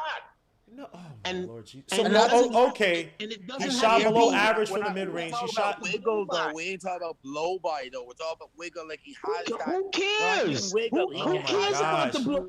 Ability cares to about- make You shots, got this not guy. blow. This cares guy. about This the guy is blow-by? this guy. Because you know why? Because other people are saying that he has that. I'm not saying you, Mark. No. Other people said that You because of can't what he look did in at- high school, and he No, doesn't you have can't that. Look at him. You can't look at him and say he's got the blow by. No, but what he does have, he's got craftiness. See, He has a little wiggle in his game, bro. He Yeah. just don't have that. He don't have that blow So by. But why what I'm is it saying, that? Okay, so why is it that every What I'm time he saying- got a screen, why didn't I see the craftiness of him trapping Hold defenders on the hit? on. Every hold time on. he got off the screen, he was looking to just Okay, shoot a but shot. hold on. I'm not looking for the guy to be some. No, I'm talking to AD. I'm not talking to you, Mark. Ball I'm talking to AD. I'm talking to AD. AD said we saw craftiness. Okay, because if I'm a hater, because what I do, people say I like to be objective. So if you say somebody has something, you got to give me examples of me seeing it. Now, when I said that put like this, if you watch all my videos I did in that hotel with the awful Wi-Fi, the first game he shot bad. What did I say? Chill out. He's going to be fine. His shot is going to hit. Did I not say that? So there's no hate. There's no hate over here, but I will not make up stuff because of what I saw from high school. In high school, he was able to blow past people. When he got to Kansas, he couldn't do that no more. When he went to UH, he couldn't do that at all. Yeah, but when he That got is to not his UH game. Okay, but when you're talking about his accurate, when you talk about the things that he doesn't do well, when he got to UH, he's the first All-American they've had since Hakeem from 19. What is that? Okay, but that has nothing to do with his skill of being crafty. No, you're not being fair to him. If I'm not you're being looking fair. at the Hold show- No, you're not being fair to him. No, If you're listen. looking- Hold on, Mark. Let I AD mean- finish. Mark, let AD finish. I'm gonna hear. You got next, Mark. You're Go ahead, AD. you're not being fair to him. I was watching this kid at the combine. Okay, I was making watch him at the combine with all of his peers. He was giving them the business. You know what they said the combine? Do not get hurt. Why do you think? Okay, put it like this. Let me ask you something, AD. He's at the combine with all these guys who are about to be drafted wherever, first round, second round, right? Yeah, He's don't blown bring up past the him, right? combine, man. Hold up. He is at the combine. He's blown past him. In the summer league with a bunch of guys who may never play another NBA game in their life. He couldn't get past nobody consistently. No, Why do you think that I is, said AD? that. And I said that he's not gonna get past nobody. But that's what I'm saying. He doesn't. It's- I'm not even saying No, he I'm can't be saying that, it's but I certain can't give him the instances, right? craftiness title or adjective until he shows me that. He's not No. there yet. And someone, Okay, so what I'm saying- someone in the chat said, "Oh, I'm comparing it to Danny Greens." Let me help you guys out. Danny Greens was a key contributor on, what was it, 3 championship teams? If More. Bro, when people Grimes ask that Danny becomes It's so Danny Green, stupid. that is a successful draft. You guys, Danny Green's a 39% 3-point shooter. Why the hell would Danny you want Green that was a for? walking bucket in high school. He came into the NBA knowing his role as a lateral shutdown defender and a 3-point shooter. If Grimes is that, I'll kiss the high heavens and say the Knicks drafted extremely well. Some of you guys just think because it's not LeBron or Kawhi, it's bad. No, Danny Green in his so-called heyday or prime was a great role player. It was I like chips, Grimes. He has I 4 like- chips. What was I like it? Grimes. Toronto. Two I like with San Grimes' shooter Antonio, release. one with It's Toronto, very- And the one with Lakers. the My bad. Lakers. I messed up. And the Lakers. Thank you, sir. His Yeah. Grimes' So jump that's shot a is bad very career. smooth. Championship teams want him. They need the guy. And to be honest, we don't need that much out from now. We need him to come in when he does come No, in. but you play should have. defense and knock down I'm gonna shots. say this. Him I'ma and say this. McBride, that's all they need to do. The next 2, we have vets. The next 2-3 years, these guys just need to be in the gym. I'ma learn how say to this, play right? defense and Hold on, shoot, Mark. and that's it. And Because suits I a realized jaded. something. Go ahead. Oh, go ahead. No, go ahead. I You realized said something with two this shots, fan move on. base, right? Anybody we draft, it's like y'all have them in some like almost borderline all-star level type player. We're not in the lottery anymore. We picked the 25. No. Second. I'm speaking on the fans because I see chats, I see Twitter.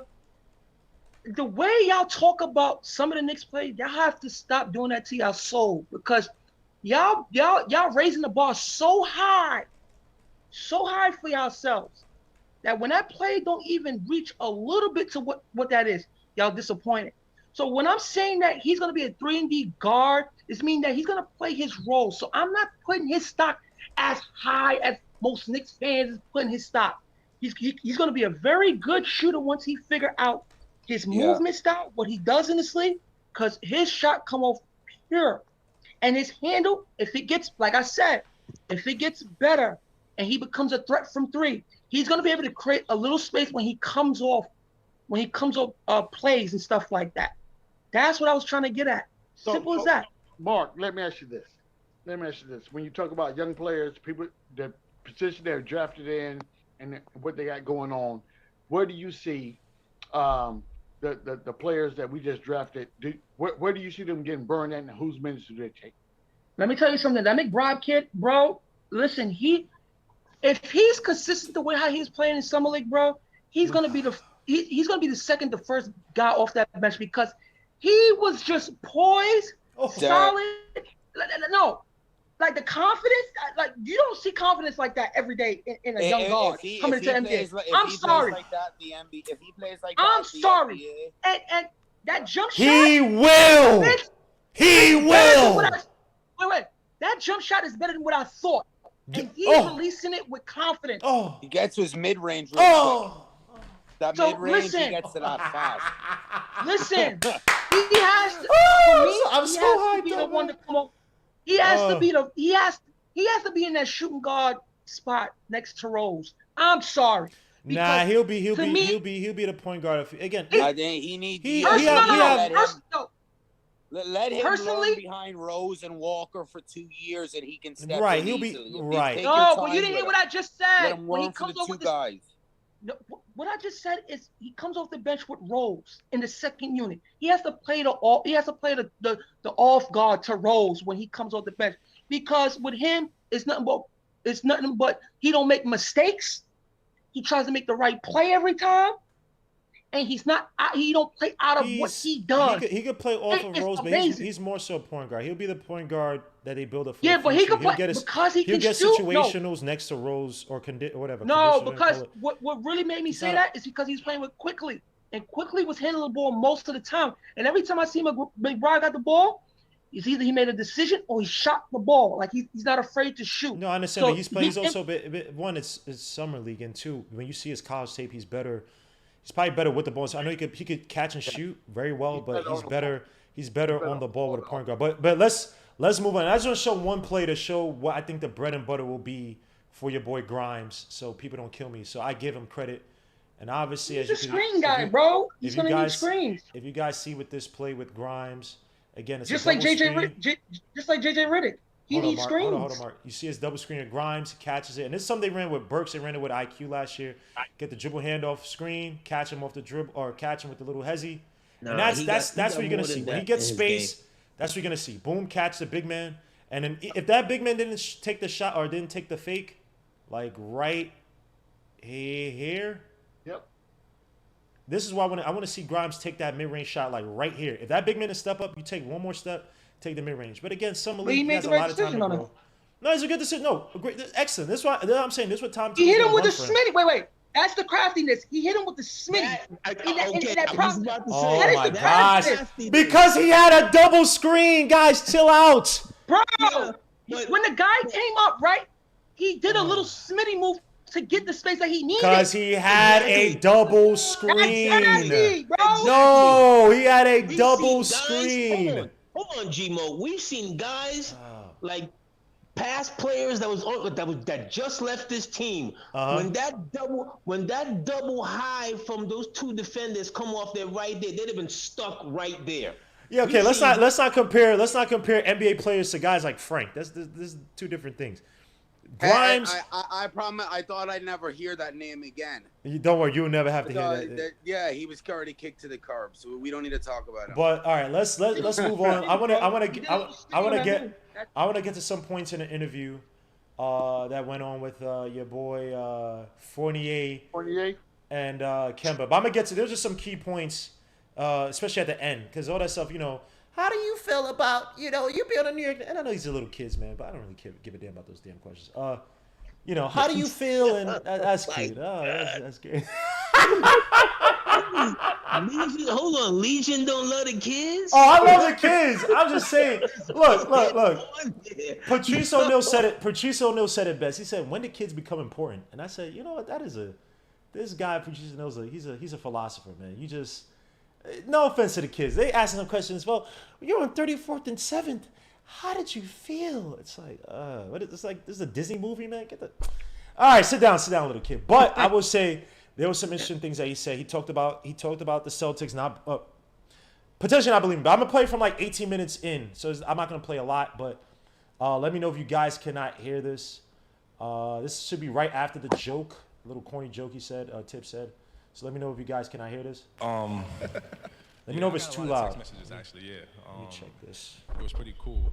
A lot of my old friends, coaches, just people I know from being here, reached out to me in excitement.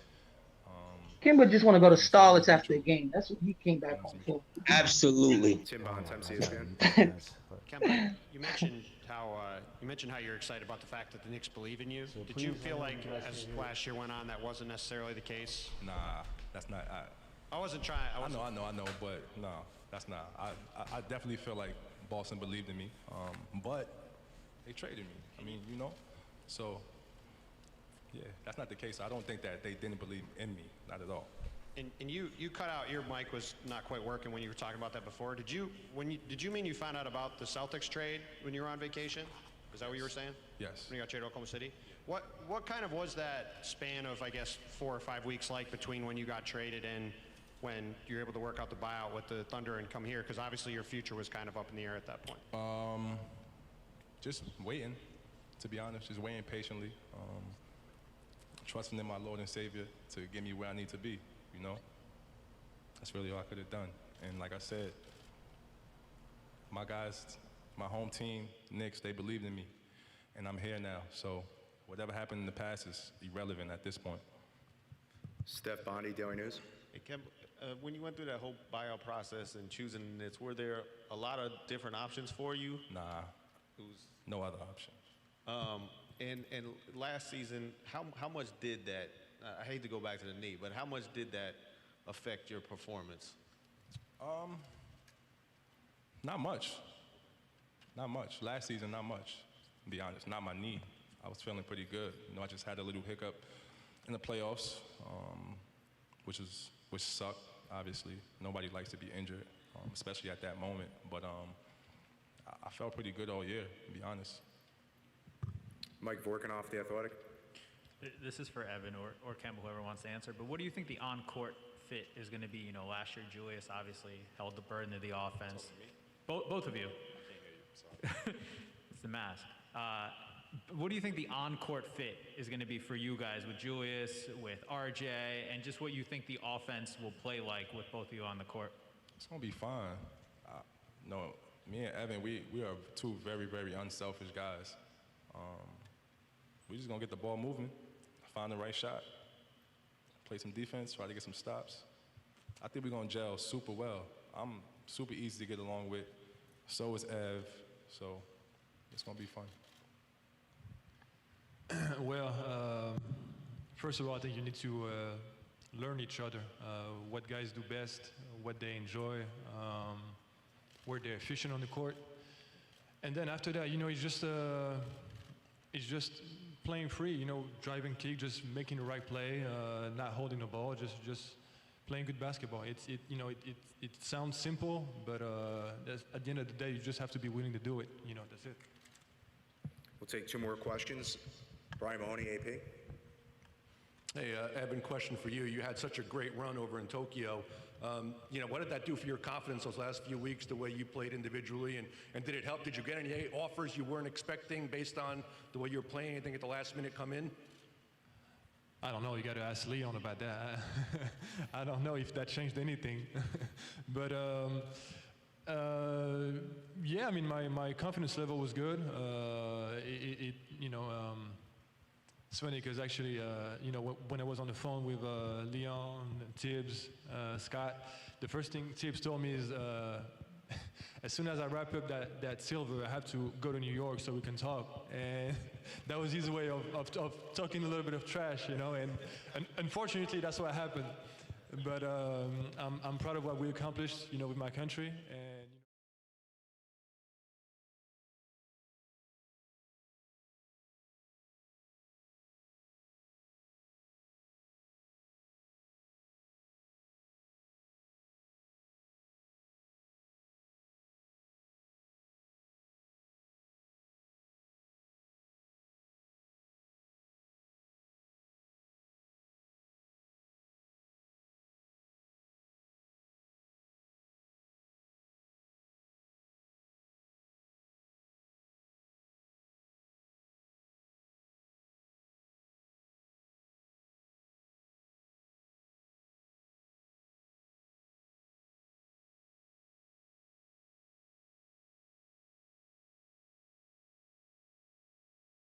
Hold on. All right, now we're good. So I know you guys in the video chat can hear me. In the regular YouTube chat can hear it. They said I'm muting myself. I just unmuted myself, so you couldn't hear me during the video. But Okay. Gotcha. so a few interesting things I heard in the chat. in the conference. They said that Kemba didn't want to put no slight or nothing on the Celtics. I thought that was mature of him. Said they believed in me, just things didn't work out. That shows his professionalism. There's no bad blood, no hard feelings, whatever. One thing I didn't like, though, he said at like 19:27, he said, and suit to Lawrence Mabry, by the way, suit to Garb Knicks podcast. Apologies, Garb Knicks podcast. You got blocked by mistake. No one meant to block you. It was a butt dial by a greenhouse by mistake. Suit to K, suit to C-Max, suit to JR, Sean Hicks, Wiseman. Suit to you guys, man. I apologize if I haven't gotten to anybody. Let me see what's in here. G-Mo and the African CIA you be having out here blocking people. Cut it All right, I don't block. You see how they do me? I ain't doing these guys. First of all, African CIA is probably corrupt as hell. They're trying to give you a bad reputation in the I community. know these guys is terrible, man. Salute to PDP, my brother, man. Supreme System Overlord, Choplo, the God. Salute my guy, man. Salute to everybody in the chat. But a few things again. I didn't, obviously the knee thing is a big issue. He said that he felt no pain last year. He said he felt his knee was fine. That he just had a bad year. That it was, and obviously, but I don't know. I watched some highlights or lowlights of him in the playoffs. He could not explode to the basket after that injury. Right. I think he was hurt in the playoffs. Yeah, but I think he was hurt. He looked hurt in the playoffs. He did. I think the fact that Brown was out kind of pushed him to play through it at least. Because, going into that series, they just had Tatum on his own, more or less. So I think Kemba might have been hurt. I think he is hurt, and I know people say he didn't have a long enough rehab time because of recovery period. Yeah, or recovery. So I said rehab. Yeah, because when you think of it, Guillermo, he went to Boston. He was an all-star. Then COVID hit. He got hurt. Then the COVID season hit. He was getting back from the injury. Then they went into the bubble, and then the season started back more or less less than 2 months after the bubble. Yeah, so he didn't really have a full off season. That's true, but the ailment again is possibly osteoarthritis in your knee. That does not get better. Thank you. That just gets bad over time. Doesn't. And the only thing that you can do is that you strengthen the muscles around it. So I agree with you. If you have an off season to strengthen the muscles around it, obviously you be better, but it's just gonna get to a point. It's just gonna start. The cartilage is gonna wear away. Then it's gonna be grind, right? So with him again, I know Tibbs is joking, but Tibbs is definitely not be playing this guy back to backs. And mind you, I'm gonna get to schedule in a little bit. We actually have. I think somebody said we have like the fifth least amount of back to backs, which is beneficial for Yeah, us. they helped us a little bit. The schedule wasn't as bad as last year. I know you played the Schedule same wasn't team. as bad, but I'll say it. I'm gonna point this Wait, out. hold on. Hold on. Hold on. From 15 early out of 20 games February, on a trip. from early February to mid March, that is a murder's row of. Mm-hmm. We got a crazy road trip. Like we're barely. Yeah, at we home. have Like we have 15 two out of road 20 trips. games. Yeah, we have two road trips scheduled sandwiched in there, and I was having not argument, but a discussion with the Suit to State of New York podcast, and he was like, you know, the when I point out the February to March part of the schedule, he was like, who like half of those teams are more no, the only two teams who probably not be in the playoffs in that, I don't know how many damn games it is between that period, is it's gonna be OKC and Sacramento. Other than that, we play Utah, we play the Lakers, we play Denver, we play the Usually 76ers every twice. year kind of Guillermo, you have that. Can you they guys put hear all the me West at all? Coast trips together. Yeah, we hear Yeah, you. we Skinner. We hear Daryl. Yeah. Okay, hey, this is Daryl Skinner, Tricky Nicky. Hey, Sarge. Good to see you on the screen. Hey, what's good? What's good? Nah, like, a lot of points G-Mo was coming up with tonight was on point, and you guys were dogging him tonight. No, it's fine. It's fine. Look, Pause. all right, this guy. Dude. All right, so all right, Joe, finish it because you're gonna get the real. Go ahead, Joe. I've never been on Zoom before. That's why you guys got my real name, so Tricky. Daryl No, Skinner. it is absolutely no problem. I There's no didn't know. problem. It took me an hour and a half of complaining, and I was sitting here all night complaining on Legion of Knicks podcast, and I feel so bad. Well, thanks for bringing that up and then saying, you know, you put my name out there that I didn't let you. I didn't let on Hadouken for a little. Like I'm trying to run the show. But anyway, let's get back to Joe. I am not trying to block anybody. It just looks bad. Like No, I wasn't here. You didn't block me. What? No, not block. Oh my lord, I didn't say. All right. I'm getting derailed. Go ahead, Joe. Finish your point, Joe. No, what I was just saying about Kemba was the thing. Yeah, the arthritis and stuff doesn't go away. Rest and stuff will help it. They need with his minutes, I think they need to give him no more than 28 a game. I think you give him 28 and Rose the other 22. That's as much as you can give him because if you're gonna try and get him as many games as you can, playing him more than 30 minutes a game. Like my worry is we're going to be in a lot of close games where Tibbs going to be like, oh, we need to win this game, and they'll play him in. Next thing, he's played 35, and the next night could be the same thing. So they need to maximize minutes to no more than 30. So come playoff time, they can't play him more than 30, because that's the most important thing, is getting them through the regular season with decent minutes. Try and get at least over 70 games out of them, or close to 70 games out of them, 28 minutes a game, and come playoff time, try and get them as healthy as possible, because that's when we're going to need them the most. Joe wants to get him healthy by playing him 70 games, at least 30 minutes a game. No, but 20. No, he said 25, right? I think he said something like 20 or 28 or something. Like he wants 25 to 28 minutes, and then if you get 70 out of him, if even. If that man plays that many minutes and that many games, you will not have him come after. How many games do you want him playing? 50? He's gonna play 55 to 60. He can't play no more than 60 games. So let me ask you this, because I think what I mean hold on. Spread his time off over time, like you don't play him back to backs. Hold up, Joe. I'll ask this question, right? Because I asked this question, I think maybe in a chat or something, right? Would you rather have the plan where you kind of spread out the minutes but evenly throughout the season and kind of slow them down to end, or do you kind of try to pick it up a little bit near the end? Not, I'm gonna say at the end of the season, but towards the second half, you start to pick up his minutes to kind of get him into that groove where maybe you're playing a little bit more IQ, Burks, Rose, more heavier minutes, like they coming in early off the bench, and you kind of let Kemba, come off. Maybe it's 15 minutes, 20 minutes, and then slowly as the second half starts to progress, we need these. What are each of your plans for Kemba's minutes this season? Mine is 25, no back-to-backs.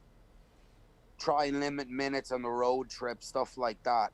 And try and just keep him as healthy down the road, because you look at the end of that schedule, there's a lot of teams we'll be playing that are in that playoffs hunt with us, like Charlotte. And so try and keep him healthy for the end of the season for that push for whatever playoff season and have him ready for playoff time. But 25 minutes, 27 minutes, whatever. Go ahead, Dugan. I agree Wait, what? with Joe. 20, no more than 25 minutes a game, because at the end of the day, Tibbs is going to want the vets healthy for the end of the season push towards the playoffs. Right. So we have to be able to put something into the rotation that saves the minutes on those knees, because to Gmo's point, those knees are not going to get any better when you get older. Guess what? That's going to look. Those knees are going to deteriorate further and further, and you don't have to do anything. You just get out of bed in the morning. So think about this. So for the young guys on the panel and the young people in the chat, right? So at some point in life, you should jump out of bed. You should jump out of bed, right? Jump out of bed, go jump in the shower, and you're good to go. And then as you age, you start to roll out of bed. You know what I'm saying? That's real. Yeah. That's real world.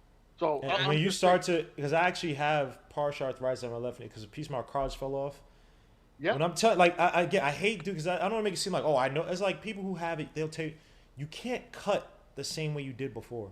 Like when I used to play ball, I used to cut all I used to do is play off the ball, literally run around screens, come and catch the ball, get it, take it to my left, might bring it back to my right, shoot the shot. Right. Last time I played ball outdoors before, my knee was in so much pain. And when the last time I played indoor hoops, when it swelled up and all the liquid was in there and I had to drain it after, like, yes, sir. It's like I could just tell something was wrong, and you're constantly rubbing it and all that, and it's trying to heal and stuff. It is like, this is why I give Kemba and Kawhi, all these guys, they're psychos. When I was in pain, now granted, I ain't no basketball, I ain't like them, but I was in pain. Like, now we're talking about those guys having to play. Hold up, Daryl. We're talking about these guys having to play major minutes, major torque. Tricky Nicky. But hold on. That crap. Got you. Hold on. But these guys are doing this time. They're doing this. Bro, Ian Thomas said Michael Jordan had to drain his knee out, and it was black goo coming out, dried up blood from his knee. So that's why I said people killing me saying I'm not happy about Kemba. Put it like this: if I could say Kemba's stats from last year, I think it was like 19 points, 36% from three, 4, maybe 45. 36 from 3, 42 from the field. Yeah. Oh, 42 from the field. I'm sorry, 42 from the field. Right? If I could have that player on my team, and I'm talking about a team that needs a guard, and I'm bringing on Schroeder. I'm sorry, Kemba's a better point guard, at least in the head, than Schroeder. I'm taking that thing every day, but it's just that he's not healthy. So let's temper expectations now. Let me get to another part in the interview. The money too, Guillermo. You got to look at it. You're getting him for basically nothing. Yeah, but with Kemba Walker, did you guys actually look at his career stats versus Trae Young? I'm gonna be honest. I don't care about those. Yeah, I was about to say that. Really don't look into those. Because people were saying the same about Colin Sexton, but those stats really don't. You know, with Kemba Walker, I just want to get one quick point out. The only reason I was shaking my head was because I disagreed with the amount of minutes, 25 to 27, like Sarge said. Right. I feel like he should get maybe, 18 to 22. Rose should get about 15. Whoa. And I think Grimes should get the rest. Oh, what? No, you're asking for failure. Not Grimes. Not Grimes. Absolutely. No, it doesn't. Oh, you mean McBride. I do the same thing. I always mix up Grimes and McBride. You gotta just give both D Rose and Kemba 23 to 25 minutes, and then you just give it to someone else. I think if you want to talk about load management, that is the way to load manage. You give. Just load manage them against worse teams. We have a pretty decent schedule. Hadouken, listen for a second, bud. We know that Kemba Walker was hurt. We know that Rose potentially could get hurt. So why not give 22? I mean, you got to understand that McBride is going to learn behind these two guys. And if he falls, Tibbs is going to pull him. But I'm saying, like, why not run a three-point guard rotation with him? Tricky, I don't disagree. Like I think again, as much as I like McBride, I think you might be putting a little bit too much pressure on McBride. No, I mean give him 12 minutes a game. No, I think we'll probably go with me personally, I'm going with the 25 minutes and then give Rose the 20 whatever 25 30 minutes. I think that you pick games to rest him. No, I feel no Tricky Nicky, I agree with you. It's a weird situation where you have to basically you have to pick and choose correctly when you want to push these guys and when you don't. When we need some of these big games, I'm sorry. I need to beat the 76ers. I need to beat them a few times this season. You have to win some of these statement games, right? We don't even know what's going on with that team. Yeah. No, but what I'm saying is that you have to win some of these statement games, right? And those are some of the games that if you're getting blown out and it's I don't need to see Kemba in the fourth quarter blowouts, right? I don't. Those are absurd. Yeah, Thibodeau, that's why I said stop with that trash. If we're up by 12, 15, I don't want to see him unless we somehow blow the lead real fast or whatever. I mean, 15 ain't that big of a lead. See him in the fourth. If we're up about 12 or 15 in today's league, I mean that can be gone in 3 minutes. Yeah, but I think we could maybe hold it a little bit. And I think Derrick Rose would be the guy you would want to play at that point because Derrick Rose is very efficient at slowing the game down. See, let me say, hold on, Hadouken. Sorry, coach, you got next after this, Hadouken. Salute to Ghost Rider for the $5 super chat. He says salute. Thank you so much, Ghost Rider, for the super chat, man. God bless. Go ahead, Hadouken. I said that you got to give both him and Kemba 22 to 25 minutes because you're not giving star players like that 18 minutes. I mean, I know you're talking about low management. Like Kemba was getting 32 minutes last season. Like 24 is still a big difference compared to what he got last season. Mm-hmm. And let me finish. And at the end of the day, I mean, if you look at the schedule, we have so many like games where you can just rest Kemba or D Rose if you really need to. We don't have like the craziest. You cut out Hadouken. You cut out. We shouldn't be thinking too much about McBride getting like 12 minutes because first of all, like he has a completely different play style than both of them. Like they don't play nothing alike. Gmo to him real quick. Hold on. There's 48 minutes in a game, right? Yeah. Yep. So you're saying give Kemba 25 to 30 minutes? 24 each. I said 23 to 25 for both of them. Okay, for both that will of make them. it 48. So that leaves no room for Deuce to even play unless he's I mean, he could get shooting guard minutes. I mean, the thing is, like, you can't get them minutes. Guard. You can't. You're not trying to get Deuce minutes this early.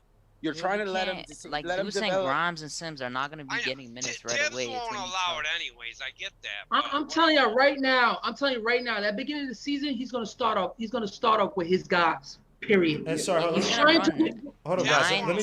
Let me just address something real quick. Let me just address some PDP. Susu PDP says, "Who say Kemba had arthritis anyway? He doesn't." Well, he had that thing, the Regino whatever it's called. Yeah. That Kobe had, and it's only for two things: inflammation in the joints, or for osteoarthritis. Yep. Got it for one of those reasons, and the fact that he has not looked the same.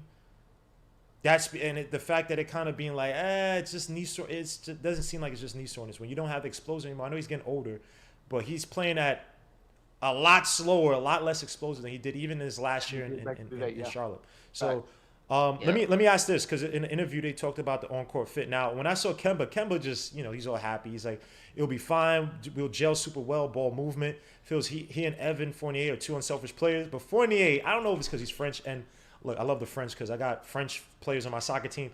Let me say something.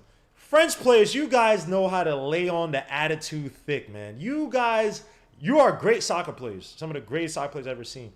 But you guys know how to have attitude. Holy crap. Evan Fournier, when he answered that question, was just like, no, we're going to have to see how people play with each other. And I'm like, ugh. You couldn't just go along with the BS and say, yeah, we'll gel. So how do you guys feel about this Evan Fournier fit, man? What are your thoughts on Evan Fournier and Kemba fitting on this team? Because it seemed what Evan Fournier says that he said, we'll need to learn what guys do best, where they're the most efficient, make the right basketball plays. It sounds simple, but we just have to be willing to do it. Now, what that says to me is that I'm not coming in to concede to Randall all the way. Yeah. We're going to play the most efficient and the best winning form of basketball. And I'm not trying to start nothing up now.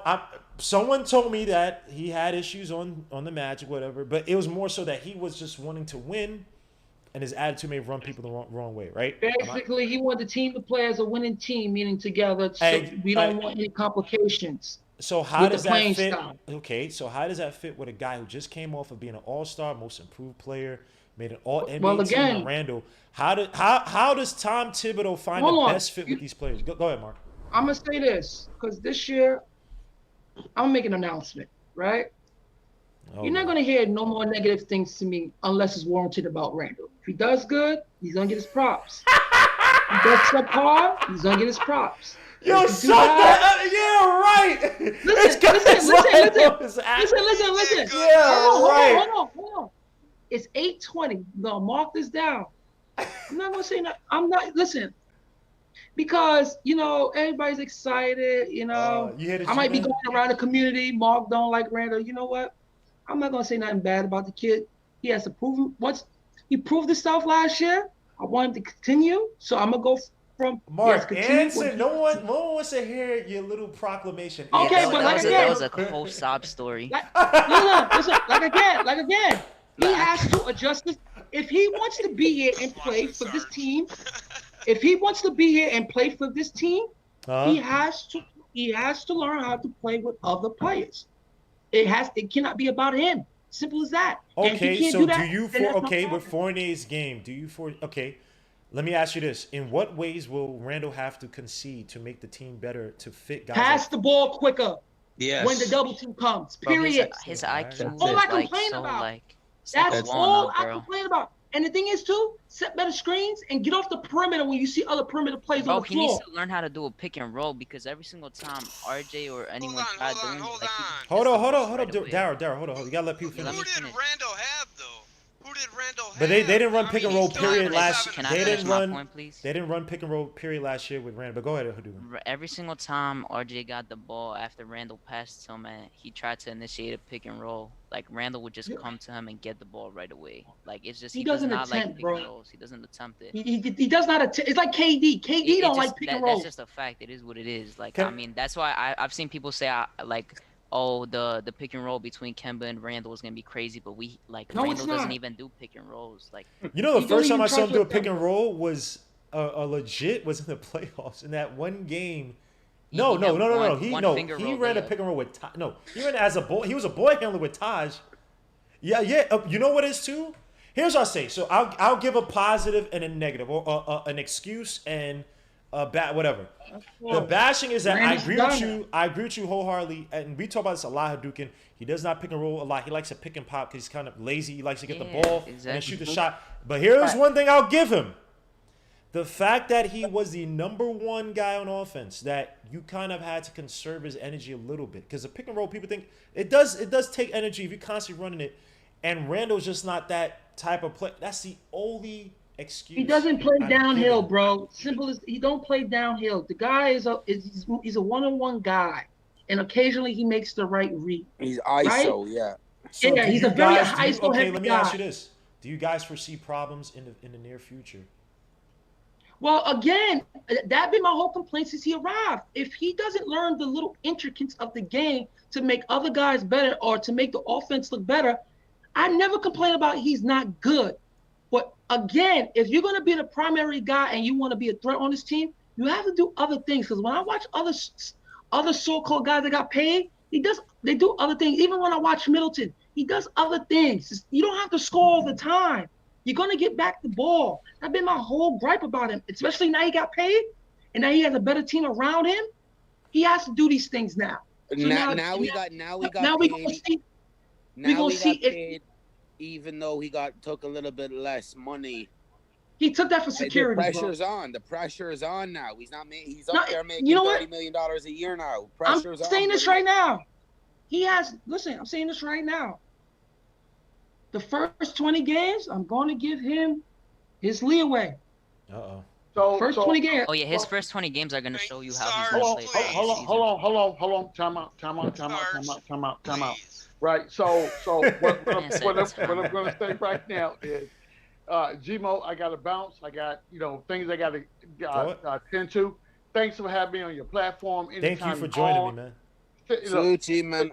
Send me that invite, Yeah. and I'm here for you, my brother. You know what I'm saying? Anytime, man. Anytime, I got you, man. I miss having you on, bro. So I apologize appreciate you, Brody. if you're trying I to come on appreciate before, man. I apologize, man. Hey, Thank you. Sarge, tell salute, Uncle salute, Ron we G, man. love him. Say again, Tricky. Tell Uncle Ron we love him. Hey, look, ironically, you bring that up. I just got off the phone. I was on the phone call with Ron for like an hour and a half, right? And he sends love and shout outs to everybody that's still on the platform out here doing his thing. And thanks you guys for supporting, his choices to doing something other than that. But he has also made it known that if you reach out to him and you want him on your platform, he's open to doing that as well. Oh, we changed that? Okay. So Sarge, I just want to say one thing. Like, I was watching a show only for maybe 5 months, right? Right. I get up at 4 a.m. I work a factory job. I'm making parts for Holly. Right. And, I do my, basically 6 till 3:30 shift. I come home. It was always on at 5:30. That was a show I looked forward to. Like, I never knew I could find such a great show, and I miss it. But, I found another great show. So, yeah, this one. Yeah, Thank you, sir. damn straight. This one. And let me say something again, man. God bless Well, let me Ron, ask man. it. Hold on. Let me ask it. Did Ron pack it up? Yeah, Ron is no longer on. He's not doing the Man show anymore. He's doing other things in his personal life. Faith and Yeah. He's pursuing his faith and doing that thing. So the Man show is no more. But and however, if you reach out to him and you schedule a time that you want him on your platform, he's open to doing that. Okay, well, salute to Ron, yo. Yes, doubt. salute to Ron Cleveland, man. No Salute doubt. to But man, Gmo, back to my original point, my brother. You don't got no, because you're gonna try to hate on RJ. You don't got Wait, no aren't you point, leaving? man. You just said I Ain't think you? Didn't your star receiver get punched in the face today? You got other things to tend to, man. Hold on, Gmo. We got. You got other things to tend to, man. You got your star receiver. He's not your star receiver because he was trash on my fantasy league 2 years. You got your man is getting punched in the face by a Cleveland Brown. He didn't get punched. What are you talking about? Don't matter. It looked bad. It don't matter, bro. It don't matter. Bro, both of them are trash. It doesn't matter. I don't give a damn. I don't give a damn. Y'all off the chain right now. Hey, Get ready for Spencer Rattner from OU next year because DJ ain't doing nothing. Check this out. Thank you for having me. I enjoy this camaraderie for sure. And Gmo, when you on, I got you. I'm liked. I'm subscribed. I got notification bell clicked, so I know when you'll be on. And I'm definitely gonna be here much more frequently for sure. Thank you, sir. I'm gonna send you an invite every time, bro. No, absolutely. You will get it. Hey, G-Man. What's up? You can go sob your tears in that blue rag you got behind you. You know what? Didn't y'all just lose your star pass? No. Hold on. Normally I would take the bait, but I'm gonna be a grown man today, right? I'm gonna be like, grown man can cry. I'm gonna be like, okay, I got you. But next time I see you, AD, it's on and popping, baby. Just know. Thank you, G-Man. Hey, thank you. Peace, my brothers. Peace. Peace. So again, we're gonna get to this. All right, we're already here at the schedule. I just want to say one more last thing about, because I just felt like the interview was weird. Not weird, but it's just like if Evan Fournier is on a different time. I will ask this again when we talk about gelling. Evan Fournier, I think that Evan Fournier will fit with Tibbs in a way because he worked with Steve Clifford, if he fit in Boston, he has some Tibbs type of qualities to him. And I will say this: Evan Fournier wants to be a winner. I think that he was just on teams where, and he's been to playoffs several times. So it's not as if he doesn't have experience. Guillermo, I've watched umpteen podcasts, like a lot of podcasts, like Celtic fans, just to find out more about Fournier, because you hear the rumors about locker room problems and stuff, and you see the fans from the Magic. The Magic were upset to lose him. That's why Clifford. I'm gonna tell you something. Hold on. Boston fans are not happy the fact that they gave away 2 seconds to get him and they let him walk. Boston fans really wanted him back. Oh, So and some shout out. teams wanted him, and he came here. So I think the chemistry between him and Randall is going to be good. I could see that two-man You know why game it's going to be good? working. I think I that don't worry about locker room nothing with this team because I have Tibbs. Period. I'm not sure about all that. Yeah, what happened in Minnesota? Yeah, he's had some. Listen. Even with Chicago, when Derrick Rose came back, cat, remember though. it was Derrick Rose versus Butler, and they were fighting over who's the. Thibodeau No, is. the thing was No, yes, it was. Hold on. Yes, it was, Butler Mark. have found. Wait. Butler have found himself because he was more there than D Rose. He felt like he got up in rank. It wasn't a Tibbs. It wasn't a Tibbs. No, but Jimmy but thing. Mark, It was what a I'm Jimmy- saying, it but that's the whole thing. It He was a can't. Jimmy growing. Tibbs, into you know a what Tibbs player. is? Tibbs allows his generals to run, which can be a great thing. When you have generals who can run the ship, he allows the guys to run the ship. But when your generals get out of line, it was kind of like Butler when Rose came back. Now they're finding out who was the leader. You heard rumors of Butler complaining that Rose is being too lazy in practice, blah, blah, blah.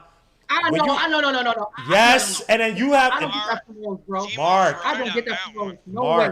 Mark, Tibbs. No way. I like Tibbs as a coach, but the thing that Tibbs does sometimes, No way. He sometimes he allows too much power in the hands of his. Look what happened with the freaking Wolves. Well, check this out. Check this out. Randall has. Y'all gotta understand somehow this Knicks team is constructed. It's Tibbs then Randall. It's not Randall then Tibbs. It's a different story when you have Cat there and he became that all-star level player, and then you added a coach. Cat will have more rank there. Just because Cat's he was more there. of a superstar level to go Okay? over. Randall Put ain't Cat ranked over like Tibbs, that to be doing that. Because if it was, he'd have been complaining last year if that was the case in some way. You know what's weird? Go ahead, Darryl. Go He ahead. had nothing. Can I He go had ahead? nothing to complain. Yeah, go ahead, Darryl. Go ahead. You know, honestly, the locker room is owned by Randall and RJ, and RJ being 21 is a man, and he won't let anything Evan Fournier wants to do. If he wants to control the locker room, that ain't gonna happen. Yes, Tibbs is the main man, but really it's RJ and Randall's team right now at this point. Okay, let me ask Darryl this. Gather the team and do workouts before training camp, stuff like that. Like Randall's gonna lead by example. He's the highest paid. He's the number one guy in the team. They're gonna look at him. So let me ask you this, right? He's Because when I taking watch over the reins now, so as of now, going into the season, he's the guy. So Tibbs is the face of the Knicks, bro. Even when the players talk about him, the face of the Knicks is Randall and RJ. No, he's not, bro. No, he's not. You gotta. No, you he's gotta, not. 'Cause when one you at a go on time, guys. television- One at a time. When you go on television, bro, Randall listen. said, we here. When Randall said we here, he became the face of the Knicks. For No, fans listen. and everybody. Yes, he did. No, listen. Tibbs He's became on our team, right? Of culture. Listen, he's okay. Whoever sets the culture here is the leader. Period. No, the leader is the leader of the team. You guys, hold on, guys. You're both right. Randall, when you look at this team night in, night out, right? When you're looking at who's their best player, right? Where their offense revolves around, you're looking at Randall. When you're looking at the person who set this all in motion, who's getting this team to play their A's off, where teams are like, yo, we play the Knicks. Like when Anthony Edwards said, there's not one player that stands out defensively, but those guys are going to run at you and they're going to make you play for all 48 minutes. That is Tibbs. So you guys are both right. Yeah, Hold on. he's right, but For example, right? For example, when you watch television, when you watch television, look, when you watch television and they talk about the Knicks, they talk about Tibbs and then the players. It's not LeBron and then the Lakers. But okay? That's the media talking about that. I'm talking about the players in the locker room saying I don't care about that. No, Mark, he has a point. He has a point. Follow Randall. Mark, he has a Randall is the point. leader of the team. Mark, RJ bought into him, Burks bought into him, Noel, everybody that That's plays why for they're the all Knicks, back, the 'cause core they all bought into bought in. Randall. They bought into with Tibbs. No. One at a time, guys. I don't want to mute people, please. One at a time. I'm not done. Randall bought into Tibbs. And when Randall so bought into who Tibbs, is the leader? come on, please, Mark. And when Randall performed, the players on the team bought into Randall because he was performing. Remember when he was scoring 40 against Atlanta? That's what I'm trying to say. I'm not saying Randall is the face of the Knicks, or RJ, or Tibbs. I'm not saying any of them are the face of the Knicks, but honestly, the face of the Knicks is Randall. So let me ask you this. Let me ask everybody this. Randall, like you said from last year, he is what made this team or this city, whatever. He's iconic in the sense of he's part of the so-called revitalization, whatever we call it, this team, right? But then you look at a guy like Evan Fournier, who, look, this guy's played. He's played with Steve Clifford. They ran flex. They ran Spanish pick and roll. He played more off the ball with Steve Clifford. They're running a lot more intricate things than you could say the Knicks were running last year offensively. And Clifford's supposed to be a defensive coach. Plays over in France. Now, obviously, France is not the same friends with Tony Parker and Boris Diaw, but they were running, when those guys, they were running motion offense. I'm pretty sure some of those things have trickled down with the Team France they have now, right? And you can actually see some of the plays they ran, certain things that were actually some motion-based stuff, right? Tibbs wants to expand his offense, but his best player is Randall. How do they reconcile that? You have Randall, just put the right pieces around them, and they're both alphas. Let's be honest. I'm not saying Fournier is like, but Fournier, I won't say attitude, but he wants to play the game the right way. He's resolute in knowing and thinking what he knows what the right way to play is, right? Randall is a guy that's revived his team. We've seen this before with Tibbs, Rose, and Butler. Different context. I'm not saying it's the same. But those two guys, I'm not saying these guys can't coalesce, but how do we get these guys to coalesce? Who has to concede for who and how? Is it play style, usage? Randall. What is it? It's Randall. It goes a long way when you make a couple of extra passes. Because remember, today's game is predicated by the amount of shots you get up. You see what I'm saying? If you're getting up, if everybody's getting up a decent amount of shots, and there's some unselfishness there, that takes over everything else. It starts from Randall. Randall's numbers, and I've been arguing this for the last couple of days on other shows. Randall's numbers doesn't have to increase for him to get better. Yeah, look at his shot attempts, right? That's what you're saying. He doesn't take a million shots. He will take 7, 8 assists or 11 assists a game and get 11 rebounds and maybe only score 14 points if it means the team's gonna win. Now, Daryl, let me ask you this, Daryl. Let me ask you this. Do you think that Randall taking a lesser contract to help the team, right? I think that's showing leadership, right? No. I agree. No, I'm not saying it doesn't. I agree 1,000%. No, could that lead to issues though if now Randall is dipping his stats, if he feels he's dipping it way too much to so-called make the team better? What if the team, put it like this, say we come out the gate. Now, if you look at our first 6 games or whatever, we have like the Orlando Magic twice, and some people say we should go 6-1, right? If we come out the gate trying a new system where Randall's playing a little bit more off the ball, or the usage is just not there as much, right? And it's not working, do you think that can cause issues? No, and he's I did my stats, I'm taking less money, and I'm not playing we're losing, and I'm not playing like I did last year. No, I think in Randall's mind, if that's what you're asking in Randall's mind, right? No, I'm just saying, could that be right? Could that be issues for the team where Randall that could blow up the locker room? Where I don't think it'll bother Randall at all if they come out starting the season going 2-6. I think it's gonna be a chemistry thing. They gotta develop. And I think eventually it will work out if he does do that. If he gets these other new guys involved, the team's going to be deadly by playoff time. I don't think it's an issue at the beginning of the season. Now, if they come out, starting the season 4-11, then I'd get worried. But, I mean, there's going to be some kinks that are going to happen, right? Like, with Evan Fournier, the starting lineup's going to be different. And with Mitch coming back, that's also another kink because they got so used to playing without him. Knicks were 15 and 16 last year with Mitch, and then he was gone the rest of the year. So if you look at it with the new guys, and if Mitch is our starting center, which he should be,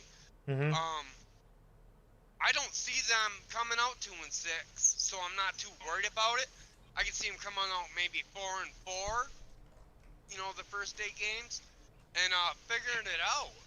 To me, the main guy is Evan Fournier. What he is gonna do. Not worried about Kemba.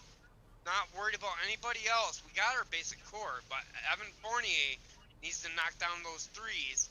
It needs to help open up the lane by knocking down those threes.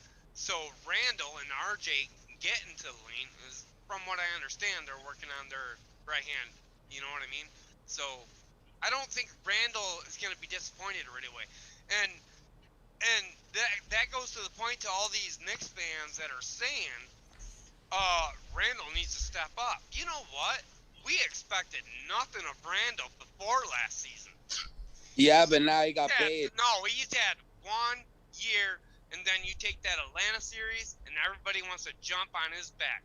Give him 2, give him 3 years, and watch that dude perform. Because I'm telling you, he plays a lot like LBJ, maybe a little slower. Hell no. Yo, Daryl, you're my guy, and I don't even like LBJ. Hell no. Whoa. That's facts. And the reason I say that is because he got hurt in LA, his rookie game, his first game in LA, and his career was sidelined by being in LA. And then when he finally came here, look what happened. You could say Tibbs did it, but Tibbs will tell you Randall worked his butt off. He did. To be the man. He did. But Daryl, that's what Daryl, this is what I'm saying. And you answer the question. No, I'm agreeing with you, G. No. I'm saying this is what I'm saying again, because people say I'm trying to bring up things. This is what happens in a locker room. You have guys who have numbers. If you have a guy like Randall who's worked his way up, hard work, and he's revived a city that was trash for years, or he's the face of that, and then you bring on a guy like Fournier who has who thinks this is maybe one of Tibbs' most important coaching jobs, where he's at the cusp of something that could go either way, right? And I'm not saying the Knicks are going to be absolute trash, whatever, but you do have Kemba Walker who's hurt. You do have some young kids, and then you have. I'm sorry, I mean the league they know what we run. They've scouted us, especially through that Hawks game. They know where our bread and butter is, at least with Randall. So this is going to be it has to be again. RJ Barrett has to be a big year for him. He's going to be playing a lot on the ball this season. I think that Kemba Walker's going to play a little bit less. This is RJ Barrett's year to take that next step into, can I sneak into that top elite 20? I look at him, Guillermo, as the Jaylen Brown's scale. So that's what I want him, hitting that 20 points a game mark. Exactly. Give me 20, 25 and 5. That's what I want from him. I agree, though. Go ahead. Just to finish the answer to your question was what would it impact Randall if the team started losing, and he wasn't getting the ball enough. To answer your question, honestly, look what he went through. He was never getting the ball. He finally got an opportunity, and I see that guy. He's a great guy, especially with his kids. He wants to give these other guys the opportunity so he can win. I see him as a winner. I don't see him as wanting to be the only guy on a winning team that loses every year. Oh no! I agree with you on that. I think that he does want to do that, but you also think about this way, right? I think he wants to shoot the ball. Okay, Darryl, I put you in the locker room, right? And you're the best player from last year, and they bring over some kid. I don't say some kid. You bring over Fournier, right? Obviously, still getting paid more than him, right? But Fournier has his style of winning, what he thinks is a style of winning, and he comes in trying to dictate. Or saying we should play this way. I'm putting these hypotheticals because they can happen, and Tibbs has been through locker rooms where the same thing has happened, but you've had clashes like this. Gmo, I see where you're going though, but they brought over Evan and Kemba, and if you watch their press conference, they're buying into Randall too. So I don't think Randall has anything to worry about this year. A press conference is a press conference. Thank you. I get that, but I'm saying Randall is Randall, and Randall is better than both of those dudes. But that's the whole point. That's the whole point. If they were to bring in, say, like a Dame Lillard, then Randall might have a problem with it.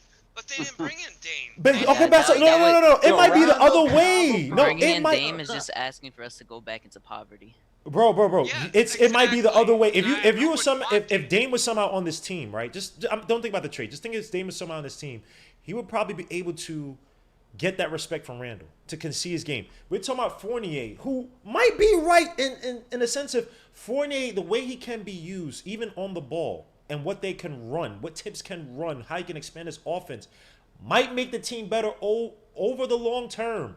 But if there is a hiccup in, say, the first 20 games, 25 games, how does that affect the locker room if a guy like Randall has been what he has been last year and is looking at like, why are we doing this when what we did last year worked? That's but Gmo, I'm not saying who's right or wrong. I'm just saying what can happen. But Go ahead. here's the thing with that, Gmo. Here's the thing with that. Hold on. Here's the thing with that. Randall is not that good of a ball player where it's like it's doomsday for the franchise for the next 2-3 years after that. You would make if it became such where he is sulking or stuff is not working out. I mean, we lived in a time where I remember Iverson was going for Grant Hill. You see what I'm saying? He's not that. He's not. No, but I'm saying he's not that good to where he would be a problem. Like if Randall got salty and wanted to trade in the morning, look, it'd be bad luck for the franchise, but I'm not gonna cry about it. Like KP did. It's like for 1 year. I'm not gonna. No, Joe, don't say that because you know what? Now you're making Mark happy. Mark needs energy. He needs somebody to fuel off. I'm not. That's not a shit of Mark. I'm just saying. I'm only joking. I'm only joking. I'm gonna be honest. I'm so confused right now. I'm like so weird on this convo. All right. We're gonna end this convo because now you have a Duke and Ethan. The kids don't know how to follow anything. Yeah, no, don't I'm call just me saying, like, Kobe. it's so Yeah, weird. that is- You are a kid. Is You're my 18. only concern for Randall. Obi Toppin is my only concern for Randall. If Tibbs buys into Obi, then I have a concern for Randall and him signing a smaller contract. Yeah, Obi is. I mean, his Did you summer see the league minutes he performance played was in good. summer league? Yeah, he tore it up. I agree with you, Mark. Wait. Just letting you guys know that's like him playing in college, so don't get too hyped. No, I'm just saying though. Obi's young. You know, he's only. Yo, but Duke, you've been getting a little feisty here, little brother. Yo, I've been hearing some wild stuff lately, bro. I can't, bro. Yo, and Mark. Obi does not have And let me skills. hold on, guys. Let me control Can I say this. something real quick? No. Let me control this. I'm not speaking negative on anybody. These are just things that I'm bringing up with the team. Again, I made a whole video on saying the ways I think that Fournier can help his offense. So for people saying that I'm being negative, it's not me being negative. I'm gonna say this, Gamo. No. Hold on. You have to discuss everything, please. Of course. I'm discussing possible things that could happen a lot that we've seen before with other teams or other Tibbs teams. It's not negativity. I don't even wish this. Like, it's just bro, me not everything's gonna be good. You know. And I'm not even hold on. I'm not even saying this is going to happen. Good. I'm just saying, think hypothetically of all the things from that press conference. I'm looking at things like, okay, maybe things could go this way, maybe things could go that way. But again, I'm hoping that it works because I think Fournier is a solid offensive option. And if it works with him, Randall, RJ, we can have a way better offense. I'll take the dip in defense if you have a way better offense and a better team over the long haul. I want to preview this. I want to preview this about Randall. This is the last thing, Mark. Go ahead. If he don't, I'm going to say this. If he comes in this year, right, because he got better talent around him, he got guys that can score, okay? These are guys that can score, right? If he doesn't play at a level like Joakim Noah did for what he did for the Bulls and the talent he had around him, that tells you enough.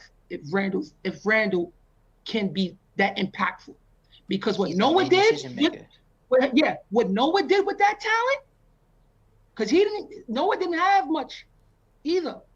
He didn't have much because guys was going down left and right. If Randall can't come in and have impact like Noah did, then that's something we're gonna have to talk about. That's the perfect situation I could put for Randall's impact this year. He got paid. He came out as an All-NBA All-Star. MIP. In MVP talkings, but wasn't top 5. No, but he was talked about. He was talked about. So now when he's coming to the season. So now since he is so-called the face of the Knicks, now you have to do these things for the Knicks and for the team to be better since you elevated yourself. So now since you elevated yourself, now you have to do things that you don't want to do to help the team. Okay? So if he can't play up to the level and impact like Noah did, and Noah is not even an offensive player. So that even this season should be. Well, then that makes it easier for Noah. If Noah's not an offensive player, he doesn't have to sacrifice as much because he's already doing it, right? He's already willing to do it, especially what he did with Florida. So I don't disagree with you, Mark, but I get you. I do want to move on. Hold on. I want to move on. I want to move on to the final things. So I want to discuss this because it might have some implications for the future. Your boy Robert Williams for the Celtics got paid 4 years, $58 million. Oh boy. For 8.6 rebounds or 6 rebounds a game. Mitch. We're all looking at Mitch and Mitch. That's 13 and a half a year. 13 and a half. I'm sorry, I said 13 million. Sorry, 13 and a half. Yes, 13. What does that speak for Mitchell Robinson? If he it's the obvious. If he I can think stay everyone's healthy, been on this. if he can stay healthy and give you, and he had a monster year, and we had to. He's the type of guy. Look, I love Mitch, but he's the type of guy. I'd be afraid if he come out at a monster year, we paid him. That he's the type of guy that the production then it dips as soon as he got paid. You know what it is with Mitch? You know what it is with Mitch? Because people I want Mitch, I want Mitch to eat so badly, man. This is gonna be fun. I want Mitch to. I know Hadouken. I know he's gonna get. I understand what you're saying. I understand that, and I get it. Look, Mitch is a guy. Look, he's had his childhood, grew up, whatever. Got underpaid on a contract, got screwed around by agents. I understand the story. And I just want Mitchell Robinson to give me 2 or 3 things that says, okay, he can develop outside of just being a rim runner. Because even Melo said he does not know his own potential. Like, Mitch can be a scary player. And I don't know if it's the thing with Mitchell, like maybe the next 3 years, it clicks in his head. It will. I don't know. But here's the thing, though. He's already been through that ugly injury with the foot injury, right? This is a perfect time for him to sit back and say, okay, I can't be rim running and jumping all over the place like I used to. And I know he's young. He's 23. Some people don't get to their mental prime until their 30s in terms of basketball play. Bro, I want Mitchell Robinson to get – hold on. I want Mitchell Robinson to get there early because I want to see Mitchell Robinson as this multifaceted center who's not like – he can play slow. He can play fast. He can play in the half court. He can play in the pick and roll. He can play with pace on the breaks. I want to see Mitchell Robinson get paid, and we feel good about like, yo, we got a steal versus we're paying him because of the market demand. We never seen enough of Rose and Mitch.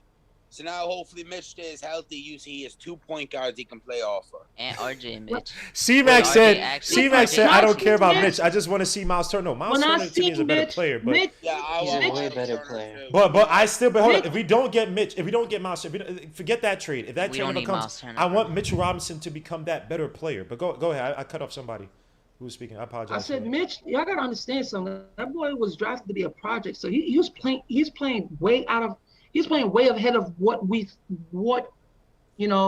came out to be. Yeah, so right. So he is on better than pace. Knox. He's on pace to being who he is. And again, when he's on the floor, he does things that don't show up in the score box. What I like about him is that he don't back down. He plays tough. He don't give up. He does what he can do for what he is right now. So all he has to do is continue to keep growing. If injuries don't knock him, what are you paying him? What I'm paying? Well, if you don't know, his extension, he has a 4-year, $48 million extension. I will give him that.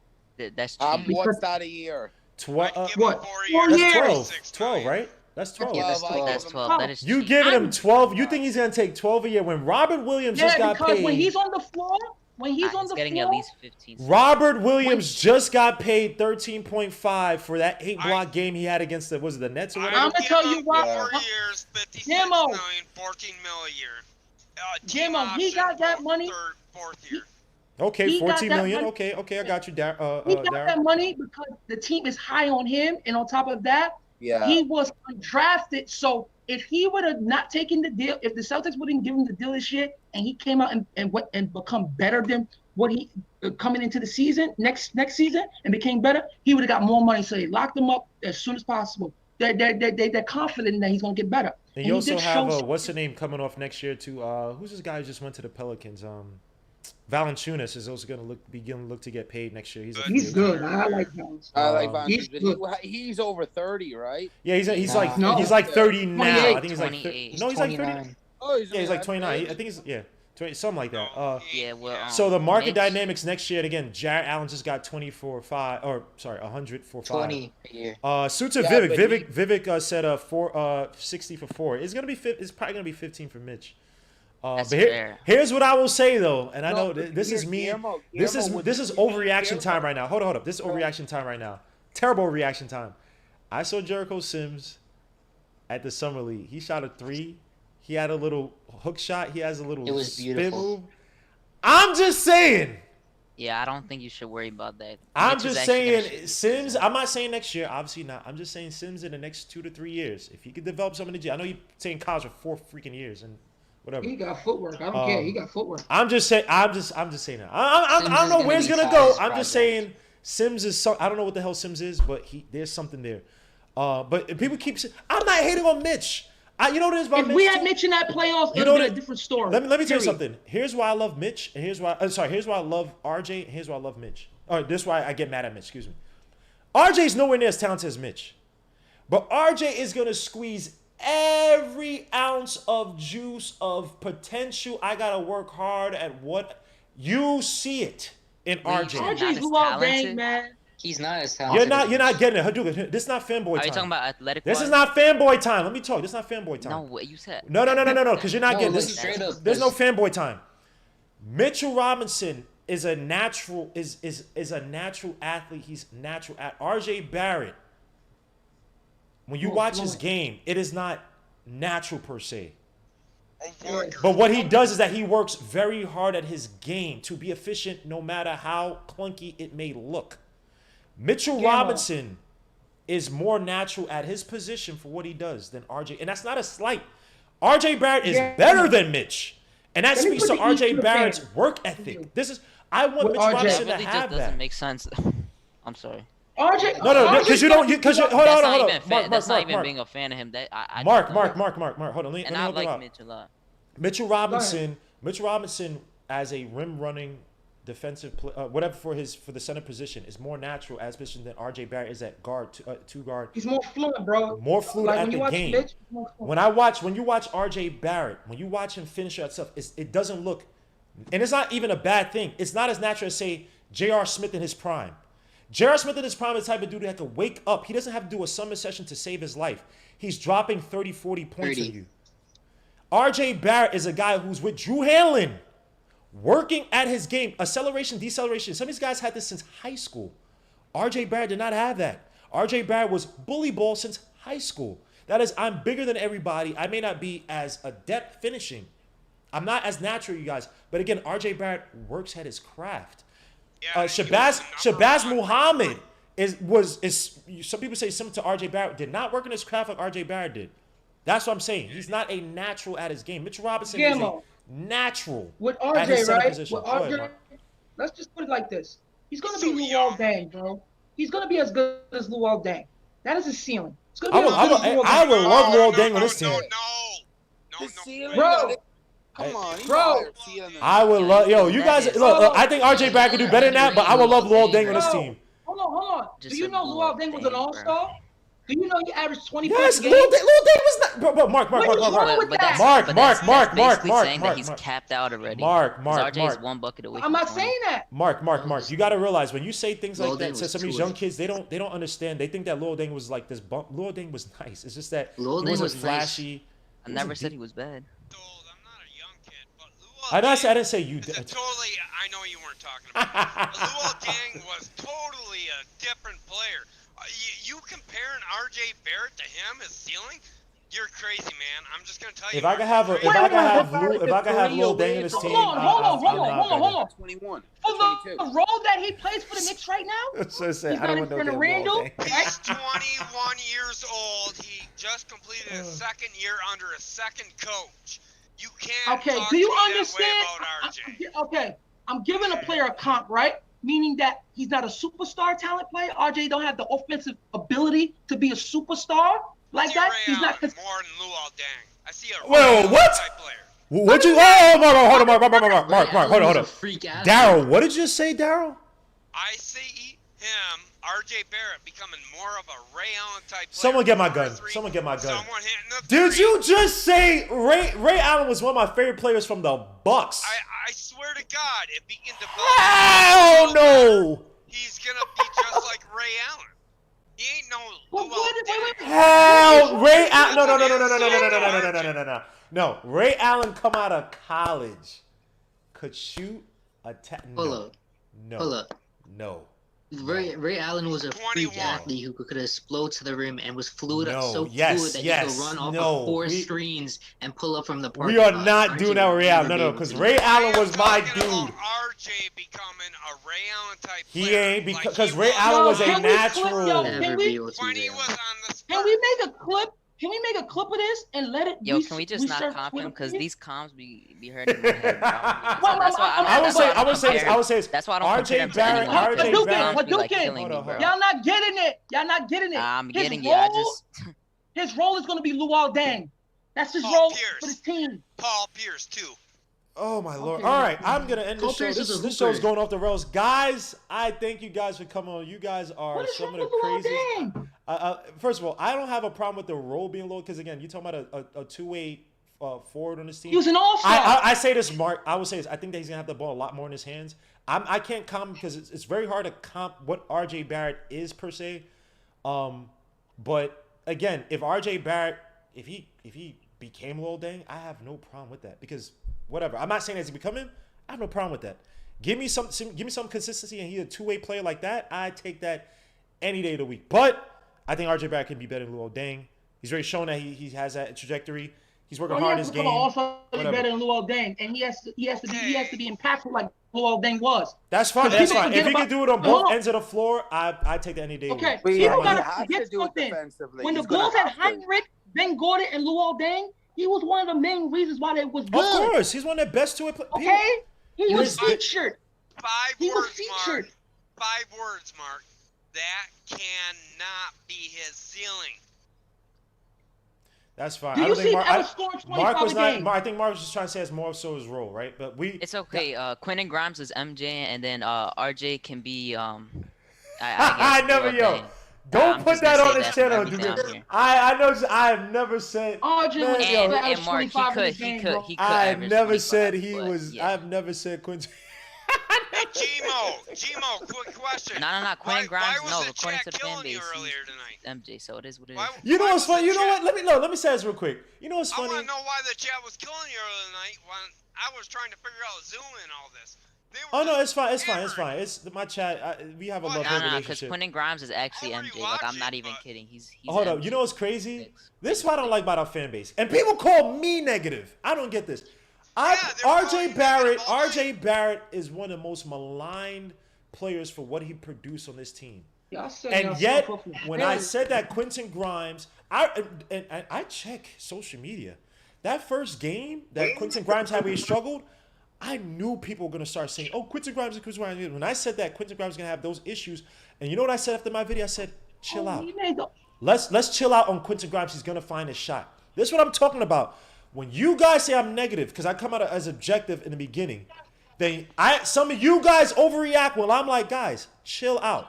We all knew this. Let's see how he reacts. And now see how you guys are. I'm like this the whole time.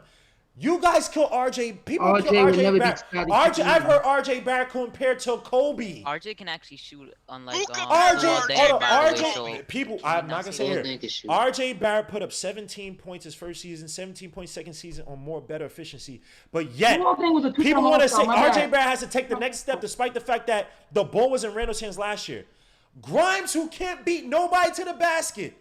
I get killed for saying that, but y'all kill RJ Barrett for being a 17-point, 44% from the field, 40% from the three, 76% from the free throw line scorer. I've heard more people kill him. I've heard more people justify kill him for that, and he has to be better. And then I'm saying Quentin Grimes can't create like that. And he's shown that all throughout college he can't do that, and I get killed for that. Bro, these and dudes I'm the are negative saying, one. oh my God, Grimes They will be never better than broken his RJ. tape. Grimes is taking RJ. Yo, you need to end it, bro. I want all these young kids to eat. I want everybody on this team to kill. Wait, But Gamo, my bad.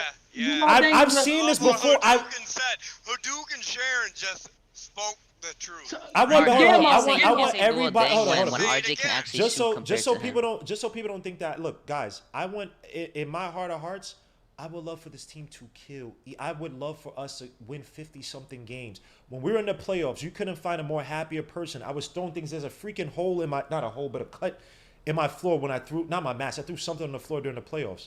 I got to pay for that. Like, I'm in euphoria when this team wins.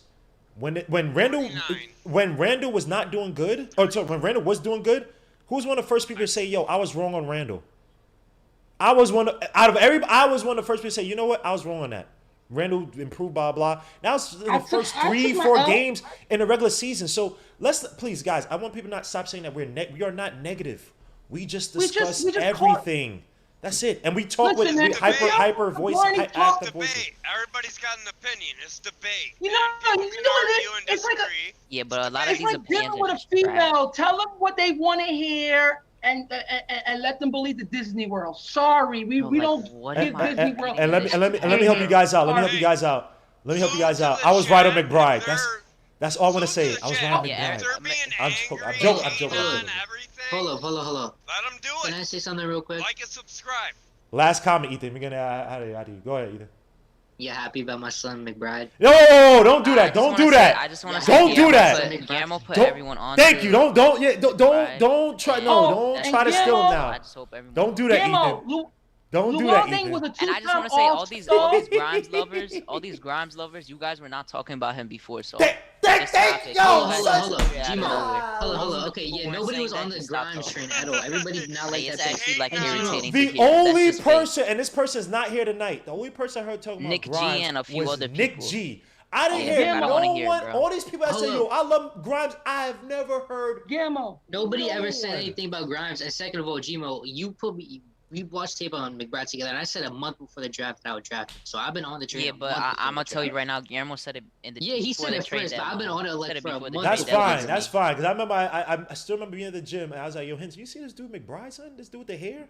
It's like, yo, bro, we were talking on Twitter about it. I was like, bro, we should just take him and not screw it. Oh, I was talking about him even. Look, when I birth my sons, man, I don't. I already see the vision. I just don't know, like, if people actually think when they type some of the stuff in the chat. Hold on, let me end this. I'm only joking, guys. I'm only having fun. Please, guys, don't take this too seriously. I'm only joking. I'm not. You see in my face. But hold up, I'm gonna close it out. Thank you, Daryl. Thank you, Mark. Thank you, Ethan. Thank you, Duke Sharon. AD. Thank you, all you guys, for coming on. This has been a great episode, you guys. I got look, the NBA. Look, I got Vassell. I got 3 little kids. They're 9, 7, and 6. Oh, I don't got real kids, but all right. I'm gonna end the show because this is going crazy. But thank you guys for coming on, man.